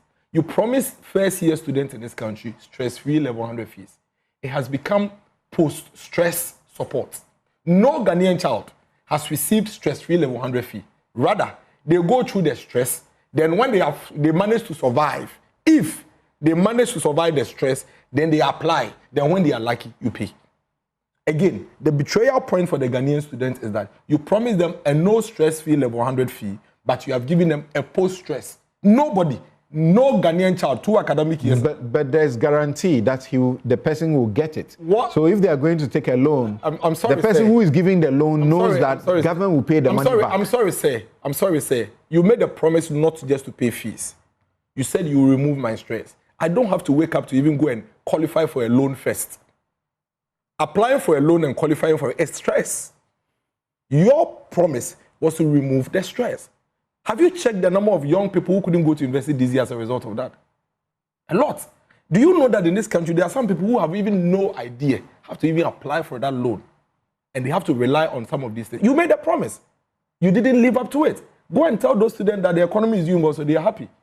Now, I speak of oral, then I go to... Do you say they didn't live up to it? The formula is not what you expected. That is not your promise, sir. It's not what I expected. But they are delivering. No, they are not. You said no stress-free level 100 fees. They are paying. No, they are not. They are no. I said no Ghanaian child. Is the time of the payment you have an issue with? Let's be factual. Lawyer Samson Lardy. Is the time of the payment you have... It is the promise that they didn't fulfill that I have an issue with. Listen, there are student loans in this country. Where Ghanaian students not applying for loans, where the loans not being paid after you've applied. I went to University of Ghana with a student loan. My mother will borrow money, go and pay. Whilst I'm in school, the loan will come. Then I'll take some to my mother. Then I'll use some for Shilling. It was in existence already. That is what the government said it was going to fix. Please, you have a minute. So that is what the government said it was going to fix. By introducing another formula. He hasn't been able to do it. So what are you talking about? Then I speak of cocoa. Maybe I'll leave oral for later. I speak of cocoa. Council. Sedzudzi has no idea about the cocoa situation as we are discussing. Really? Yes. But he spoke to the facts of the cocoa situation. I'm begging you just give me some 3-4 minutes. He has no idea. This whole cocoa conversation about NDC, MPP. Oh, even lawyer understands, don't worry. It's not about MPP, NDC. He's talking about the time he's taking, yes, because he's doing more than the time he prompted me and suspected that he will not get 15 minutes. He's now in his 16th minute. So Council, and it's a very serious matter. Listen. NPP hasn't come in yet. This whole conversation, it says NDC versus the farmers. No, it's NPP that's promoting it. No, please. You don't understand what is going on. Let me tell you, you don't know when we came in.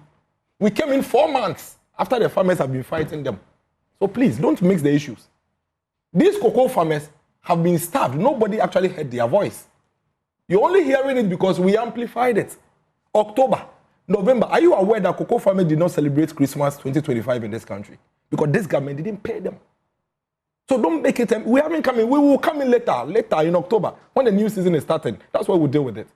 The fact is that it is never true that there is any other reason for the current cocoa farmers' haircut other than the poor trading decision.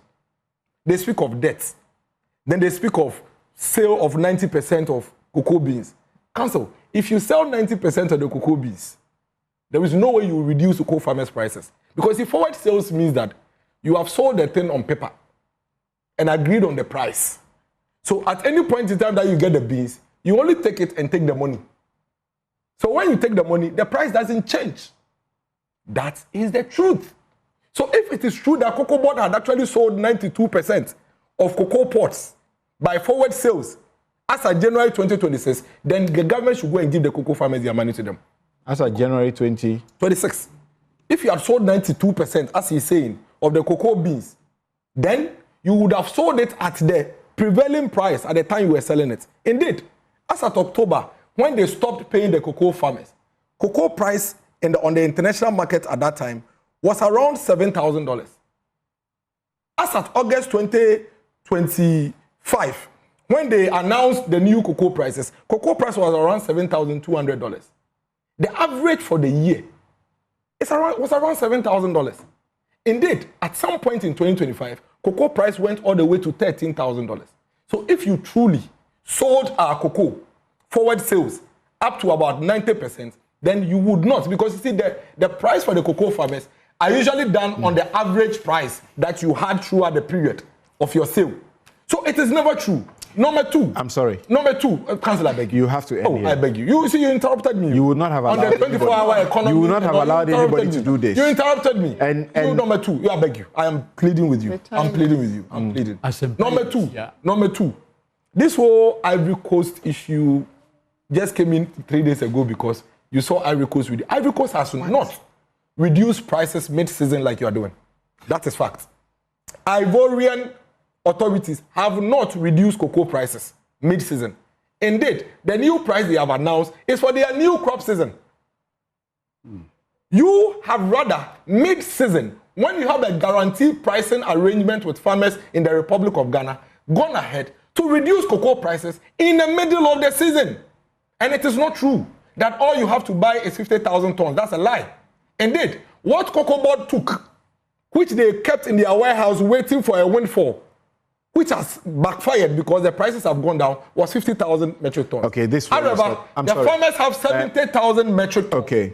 in their custody, which you haven't bought. Thank you. Which you have to buy and pay them the right price. And our other guests have been sitting for a long time without having the opportunity to say a word. We'll take a quick break. We'll return.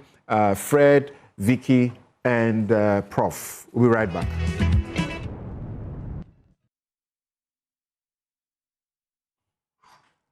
You're welcome back. Doc, are you with us? Yes. So I want you to reflect the SONA on the cocoa issue. Do you buy the president's excuse? The issue of vanishing electricity. I don't know what your circumstances and the people, you know, within ISA and your family. What are you thinking about? Is this your reality? Okay, thank you again. So let me just reflect first of all on the conversation about the macro and the macro and the micro. That's important, and I think that it's important to maintain that this macro economic stability is important. Now, if you take inflation, I've heard people talk about. I mean, this has real impact on lives, right? Because if you have high inflation, as we know, it erodes your real wages. And if your real wages are eroded, then your purchasing power is gone, right? I was looking at my own, doing some analysis on my own income the other time, and I realized that my real wages had been falling over time and only recently began to rise a little bit. So that's important. That's an effect on individuals and households. When food prices are high and unstable, it affects poor households. So that's another linkage. When inflation reduces, fuel prices go down, that should feed into food prices. It should feed into imported food. So that's real impact on households. Again, if your fiscal space, you have more fiscal space. We are talking about the no bed syndrome, for example. If your fiscal space, you're not spending up to 40% on interest payments, you should be able to invest in health infrastructure and improve the health system. So just to talk about these, few examples of how macro economic indicators must feed into the micro. And I believe that some of it is feeding into it. What we need now is increase in real wages, right? And because if inflation is falling, but my prices are already high, it's not that prices are coming down. So if my real income is not increasing, even if it's good news that your inflation is down, still I'll not be able to afford much of that rise. So it's important that jobs are created. It's important that real incomes increase. Now let me go to the cocoa issue. Again, as I always like to do, you see, because, in this country, we like what I'll call firefighting, right? Something comes up, we talk about it, and then we forget about it, and we go back to business as usual. That's now, right. This whole conversation about cocoa should not be isolated. We should talk about it broadly within the rural economy. Now, let me give you some statistics. I mean, cocoa's share, I was looking at the data again this morning, and cocoa's share of agricultural GDP has fallen from roughly 8 to 9% to about 6% in recent times.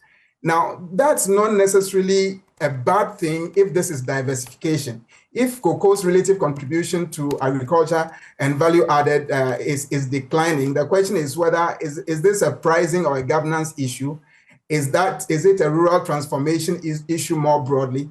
Are we seeing productivity constraints, which we've seen in the recent past?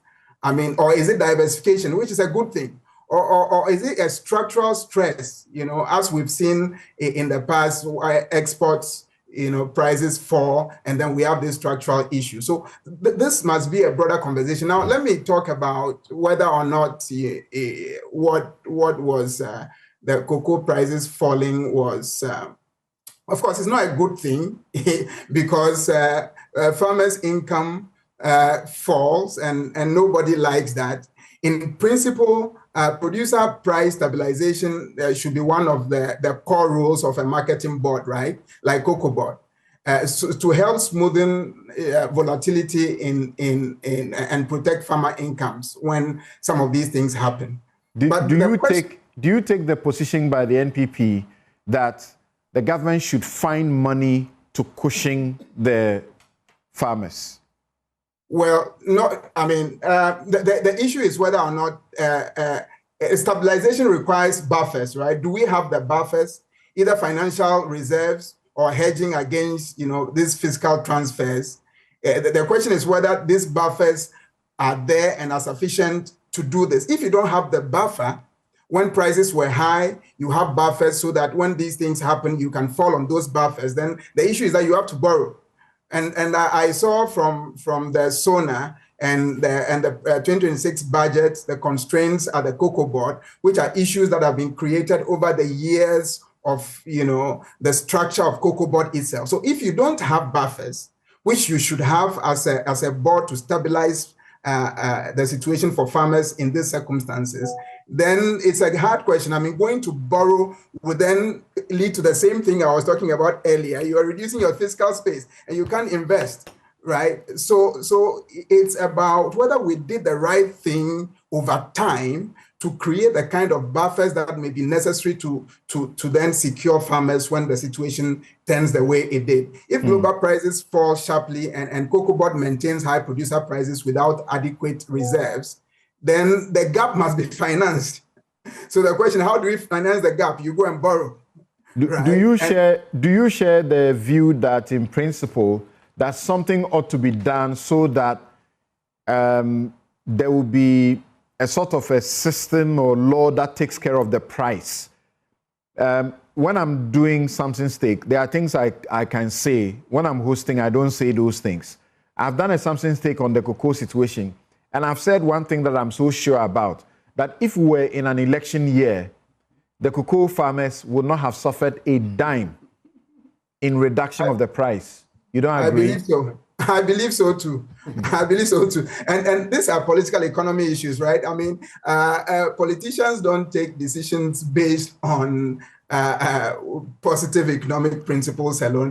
They consider other factors, i.e., what is this going to imply for them for votes? And we take into consideration all these things in the analysis. But I think the broader issue is one of reform. And I heard you ask the question about whether we should be thinking about, towing the same path as we did for fuel, right? I remember, when I came to ESA early, one of the early research we did was this whole issue about deregulation of petroleum prices. And now we are not talking about those issues again, right? So maybe we should be towing a similar path when we get to a place where it doesn't have to become politics as to whether producer prices are increased or decreased and so on. Okay. And when I was talking about the broader issue of the rural economy, I think that we have to think about the statistic I gave you, just about 6% of agricultural GDP comes from cocoa. So what about the rest?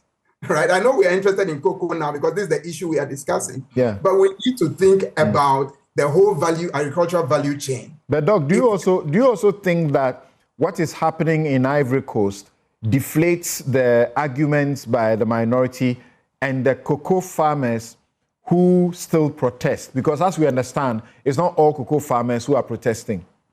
Yeah. So there are two things here. I mean, even if one cocoa farmer loses their income and livelihoods, we should be concerned, right?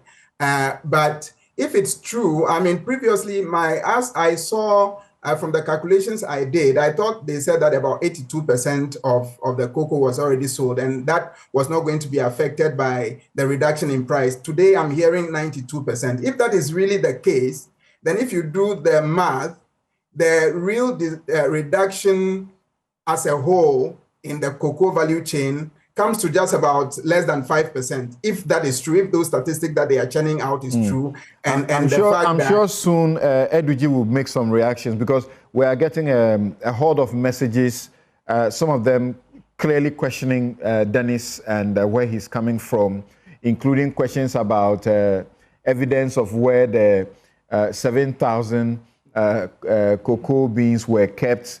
He should tell us about the warehouses. And also the MD of the CMC, to the point that the claim of the forward sale in the manner he's alleging it is not accurate. Yeah. And let me say one thing about the Cote d'Ivoire issue. Now, when the cocoa prices started coming down and there was talk about reducing producer prices in Ghana, I made some calls to some of my research partners in Cote d'Ivoire to find out what was happening.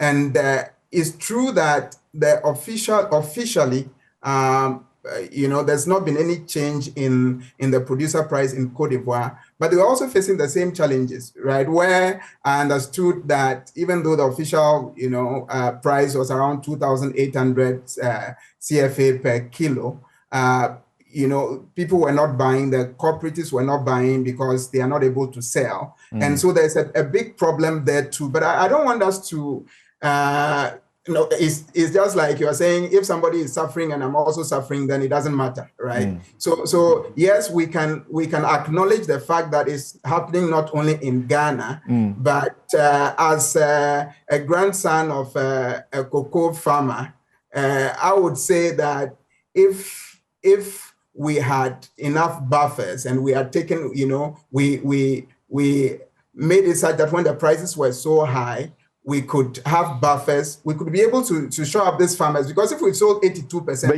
you don't think that there's economic prudence in going to look for, say, 4 billion to help them out in the circumstance, regardless of what the oil price is? I will not go for borrowing to do that in this circumstance. That's what the president says. That's what the president said we shouldn't do. If it were an election year, they would have done it anyway. But under these circumstances, the prudent thing to do would be to use the value chain itself as a buffer. Okay. If you're not able to do that... in a minute, tell me, how is the electricity tariff, 30% hike, how is it hurting your economy? Of course it is. I mean, recently I've been thinking about going solar because, even though that's also expensive. You're right. I've been compelled to think about the same. That's a conversation we must have in this country. I mean, even here in Europe right now, everybody is putting solar on their rooftops, right? And I'm wondering why Ghana, the government and the state will not make it easier for individuals to be able to use solar. You see, that's the initial investment is what is hefty. So that appears to be the problem. So, Doc, thank you very much. Hold on there. You guys, the politician thing, you don't need 15 and 20 minutes. Doc has spoken extensively and taking a number of questions, many questions, all within 9 minutes. Prof. 5 minutes? Yes, Prof. To be 5 minutes. Yeah. The president said, the decision the NPP is pushing the government to take is what took us to the junk status that they took us. And he won't do that. Correct. In fact, when I heard the president, I watched the presentation on TV, I told myself, President Mahama must be very courageous to have taken that decision, knowing too well, talking about politics and elections, how perhaps this may hurt. But then he said he was a dead goat. It cost him. Oh, that's a long... this is almost similar. Yeah. No, to be honest, I think he was quite courageous in making that decision. And of course, you just also alluded to the fact that perhaps if we were close to elections, he wouldn't have made it. But nonetheless, you see, I've been listening to these debates about cocoa. And I think, by and large, you are really talking about the symptoms, but not the root causes of where we are. You see, I don't want anybody to blame my good friend Randy, for that matter, the current administration per se, because what we are faced with is an accumulated result of mismanagement, pillaging, cheating cocoa farmers, all the way back throughout not only this republic, we can even go back. Those of us who've been saying, we are sons and whatever of cocoa farmers, you know how difficult it is to produce a bag of cocoa? You walk miles with a bag on your head. Look, and all these years, educated people like us, we have used our knowledge, quote unquote, to cheat farmers all along. Not only that, to manage this sector in such a way that it has become almost not sustainable. Look, as we sit, there are some countries who never thought of producing cocoa, who are cultivating cocoa. China is, Thailand is, I know that for a fact. Malaysia is even trying. Hey, Burkina Faso, do you know somebody is producing local chocolate from cocoa that he grows? I won't be surprised if very soon we go to Burkina to ask for additional cocoa for us to be able to export cocoa. The point I'm making is that we have been very happy and quick to capitalize on the income from the sweat of farmers over the years. But we have not been able to have a vision that will have transformed the industry to a level where the whole country could be proud of. Look, when I was a little kid and we were drying cocoa on the, how do you call it, the mat, that's it's the same thing that farmers are doing today. The same thing, 100 years, we are doing the same thing. Chinese. And we say that the cocoa has been the backbone of the economy. We're building hundreds of roads with cocoa money, but we can't use it to transform, give technology that will improve what they are doing. So that other countries who are coming in later are even beating us because they have the technology. Of course. So you are right. The farmer has been cheated for far too long. We have been cheating them. That's what we don't want to admit. But that is the reality. That's why perhaps some farmers are very angry. And if I were a farmer, I would be very angry. Okay? But I'm happy at least recently they announced that the officers are also reducing their salaries, blah, blah. But that came later, after the cocoa price had been reduced. So I think we have to be thinking ahead, because very soon, if cocoa is given a 6% of our national GDP, very soon it's going to be 2. It's going to be 2.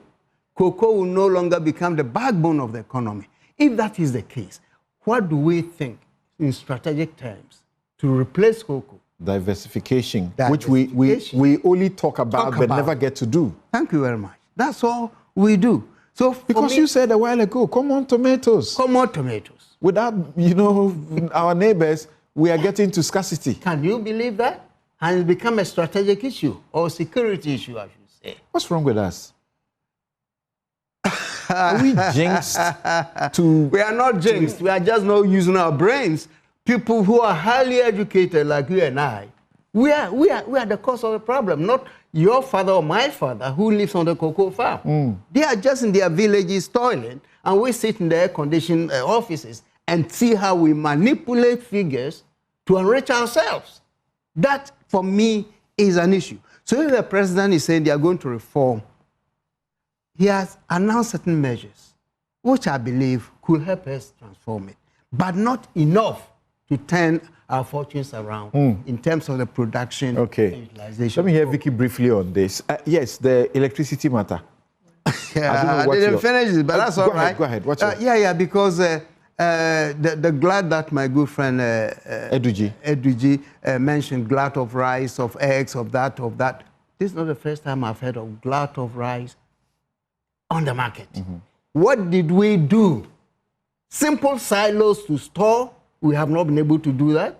There was a time they were talking about silo in every district, in every whatever, and we still sit here and there's a glut. We don't have the simple technology to preserve. So, like you said, what's wrong with us? What do you make of the floodgate effects that he was talking about? That once you go to the rescue of the cocoa farmers, all of them, other farmers for various other if products. That fear is going to chicken us away from taking bold decisions, I'm afraid, where do we go? The president says this is the boldest decision he had to take. Well, he has to go further. It's bold in terms of really annoying the farmers. There's no question at all about that. But he needs to. It's bold in terms of annoying the farmers. And of course, the processing of cocoa. Look, back in 2003, President Kufuor announced it. He brought in Cargill Company to process cocoa. And the idea was that every year, if you can process 10%, whatever, within 5, 10, 15 years, by now... He took us to the 1 million, ton mark. That is the production. He came in when it was only 250 or 300,000 tons. He brought us to 700 and promised in 2 years we'll make 1 million. And we did. And then NDC number 1. Mahama number 1. So, you see, that's why at times you sit down and think, why do we always go back? when we start a good progress. Maybe that's why people are expressing some concern about just in some, on the 1 minute. Electricity. Is your power okay? But let me tell you something. This is something I determined some time ago never to talk about, but this thing forces me to say it. I personally suspect there's a cabal in the electricity sector that is determined to rip off Ghanaians forever. Somehow I believe it because of what I've experienced. The NDC. You see, the whole thing of meters, meter selling. Yeah, every administration wants to bring his own meters because that's why they make the money to cheat us. Do you know the time they imported some meters from Egypt? They were all discarded because they never worked. Recently they came to change the new meters and then they brought these new ones. Why? I didn't have any problem with my meters, you know. I was in Tanzania for 5 years. The same meter worked for me and it continued to work when I left after 5 years. Why is it that we are changing meters? Because you know why? It's a way for them to make money. Contracts. Procurement. And that's the truth. Yes, so in fact, I'm betting, I'm begging the president, there is certain, if he is serious. Yes, Vicky, do you think the president should listen to and change this decision, but rather going to look for money, you know, from wherever? Because as we understand, we now have far better reserves. So why not fall on it and help the farmers? I think that we have to make progress in the cocoa. And to do that, we have to stop the cocoa politics. That's the first point I want to make. Because as we all know, these problems have been with us from time immemorial. And I do sympathize with the president that he had to do a difficult balancing act between the greater good, if you like, and how to protect the interests of our cherished and very hard work. Greater good at the time that Galamsey is taking over our cocoa farms. I'm going to make that point that, you know, I feel that our cocoa sector has now come to a point where it's facing a moment of structural truth. Let me put it that way. Our cocoa sector is facing a moment of structural truth. Between the lack of proper investment into the industry and Galamsey, the sector is really suffering. And actually, when you see the average age of the cocoa farmer, they're old. You know, these are people who have worked 40. I heard one saying he had worked like 50 years ever since he was a kid. They have nothing to show for it. They have nothing to show for it. They should be wealthy. Yes, and because their money is benefiting the whole nation, and the youth are not being attracted to cocoa farming. So it used to be attractive because you could point to a cocoa farmer and tell his wealth. Exactly. So all that is gone. And we used to be #1 in the world. Then we are now at #2. And the way Ecuador is going, very soon we'll be #3. So what is it about us? That we just we take a lot for granted in this country. We take a lot for granted. And I think that just because we're getting reserves from gold and other things does not mean that we should abandon our core asset.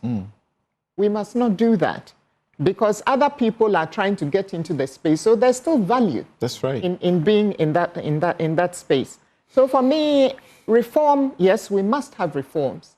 The proposed reforms are quite ambitious. But the real question is, are they economically coherent? Will they work in the long term? Because right now we have to look at things long term. Are they fiscally sustainable? And operationally, will they be feasible? And most importantly, will it protect and support our farmers? Because at the end of the day, that is what this is all about. For a sector that is accountable for a lot of massive road infrastructure and all of that. Scholarships. What's the crime in providing the cushion? Well, I mean, this borrowing to do that, we keep doing, that's always our plaster, isn't it, when we have a problem. We always have a gaping wound, and then we go and borrow and plug that. The way I process it is that if you need like $4 billion to help them out, that's really their money anyway. Yeah, but look at what we are just coming out of. Look at the economy and what we are just coming out of. And I think so. I don't think that we should have a quick fix as painful and as difficult as it is. And I'm with the farmers 200%. You know, I am. I mean, I heard some of them and I was like, we are no. grateful. You know. So, and you are with them, and at the same time, you are with the decision. No, I'm not with the decision. Okay. I'm into making decisions that long term will benefit them and strengthen the sector. Okay. That's what I support, because I think it's in their interest and in the nation's interest to strengthen the sector. And I think it's good that they've really blown this thing up onto the national stage, because they've suffered in silence for too long. Yeah. They really have. And nobody goes there. People just sit in Accra, collect the cash, and do what they would with them. So the minority deserve commendation for staying on this subject. Oh, I think the cocoa farmers deserve, they deserve commendation. This is not about politics. Yeah. For me, this is about the farmers, pure and simple, and Ghana. But it's the minority that has amplified their voice. Yes, but I don't want to politicize it. Okay. I want us to focus on the farmer, pure and simple. Okay. And I think that's what Ghanaians, that's what they are looking at. I mean, I heard the Deputy Minister say that there's a 150 million gap that government will have to absorb. For me, whatever package we come up with, the test is simple. Will that situation, will the solution reduce future bailouts?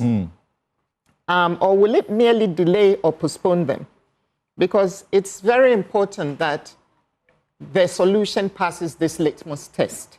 Otherwise, we're just, you know, kidding ourselves that we are doing anything. So when you look at the fact that if it is true, and I don't know whether it is, the government stands to absorb 150 million debt in this, then what it does is that it moves the risk from Cocobod's books onto the national balance sheet.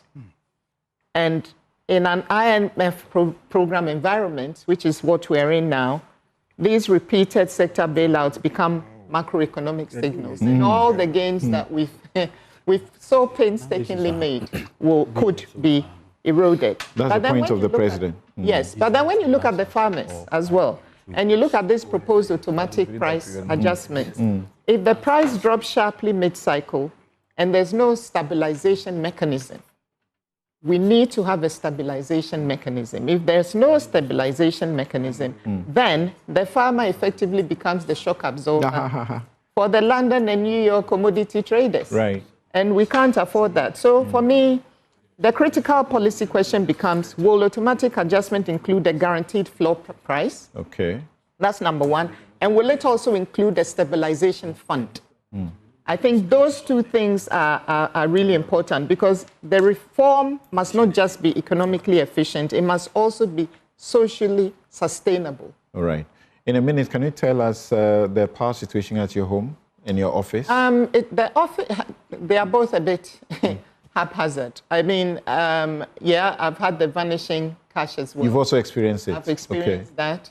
And actually, a lot of my neighbors are now moving on to solar. I myself, my boiler system, my hot water system is all now on solar. All right. And I'm thinking of doing the lights next, you know, because it's just not reliable. It's expensive and it's not reliable. If you're paying for something and you feel you're getting value for money, then, you know. Sedzudzi, it's only fair to give you some time of reaction. Quickly, very brief, in the next 2 minutes, and then I'll have all of you give me maybe some 30 seconds comment on the issue, because you did 20 minutes. Yes, Sedzudzi. Yes. So let me just quickly put this. The 24-hour economy means so dear to President Mahama. And what he has done, which you don't know, is that he's tasked all sector agencies to put up a blueprint for the 24-hour program in all the sectors. In fact, at my end, at MPA, for the downstream, there's a whole steering committee working together with the respected Gusitando and Tritri Poku on how to fine-tune the modalities. Because we strongly believe that our depots, the refineries, the jetties, we can deploy the 24-hour. So it is something that is ongoing. President Mahama is keen on it. What the authority is supposed to do is not to issue executive fiat that going forward, everybody do, but to interface and to provide the roadmap on the deployment. So I can understand where my brother is coming from. Even at the local government level, as you are aware, government is deploying the building of markets across for the 24-hour economy, or what they call the 24-hour markets across. On the nursing training, you see, sometimes we do the politics, but the truth of the matter is that in November, you employ large numbers of nurses without financial clearance for a new government to have to deal with. And thankfully, Minister Atuforsin, together with her candle, had helped. In fact, there is even a new payment plan to start from April. So a lot is going on. It is also no case that licensure exam for teachers, we have increased the amount.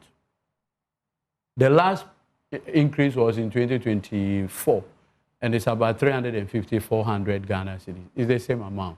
But what we have decided to do is that we'll integrate the licensure into their main course, which was the campaign promise, so that it will not be a stand-alone. Oh, I thought the campaign promise was a cancellation. No, so what we have said is that you still need validation. And so it will form part, like law. You don't finish and write a separate bar exam. Once you pass your conveyancing, you pass your ABCD, you are called to the bar. And we said, since the teacher is also a professional like us, incorporate that in part of his curriculum so that once he passes, he is good to go. Nobody calls a lawyer anytime to come and write another licential exam. No fee stress. The students who are benefiting from it know it. At the end of the day, they'll make a choice at the end.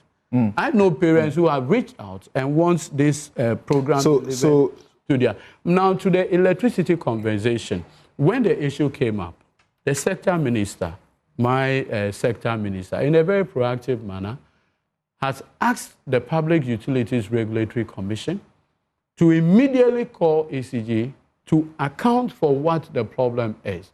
I've listened to my brother Shafiq, Dr. Shafiq at the PRC, who had also confirmed the ministerial directive to get this thing done right. Within 7 days. Where there is opportunity for refund, that engagement... Yeah, except from my experience, which I have narrated this morning, yes, I don't see what the investigation is about. Because my own, they came, checked, they looked at everything, they say, oh, meter, everything is fine. No, your wiring, everything is fine.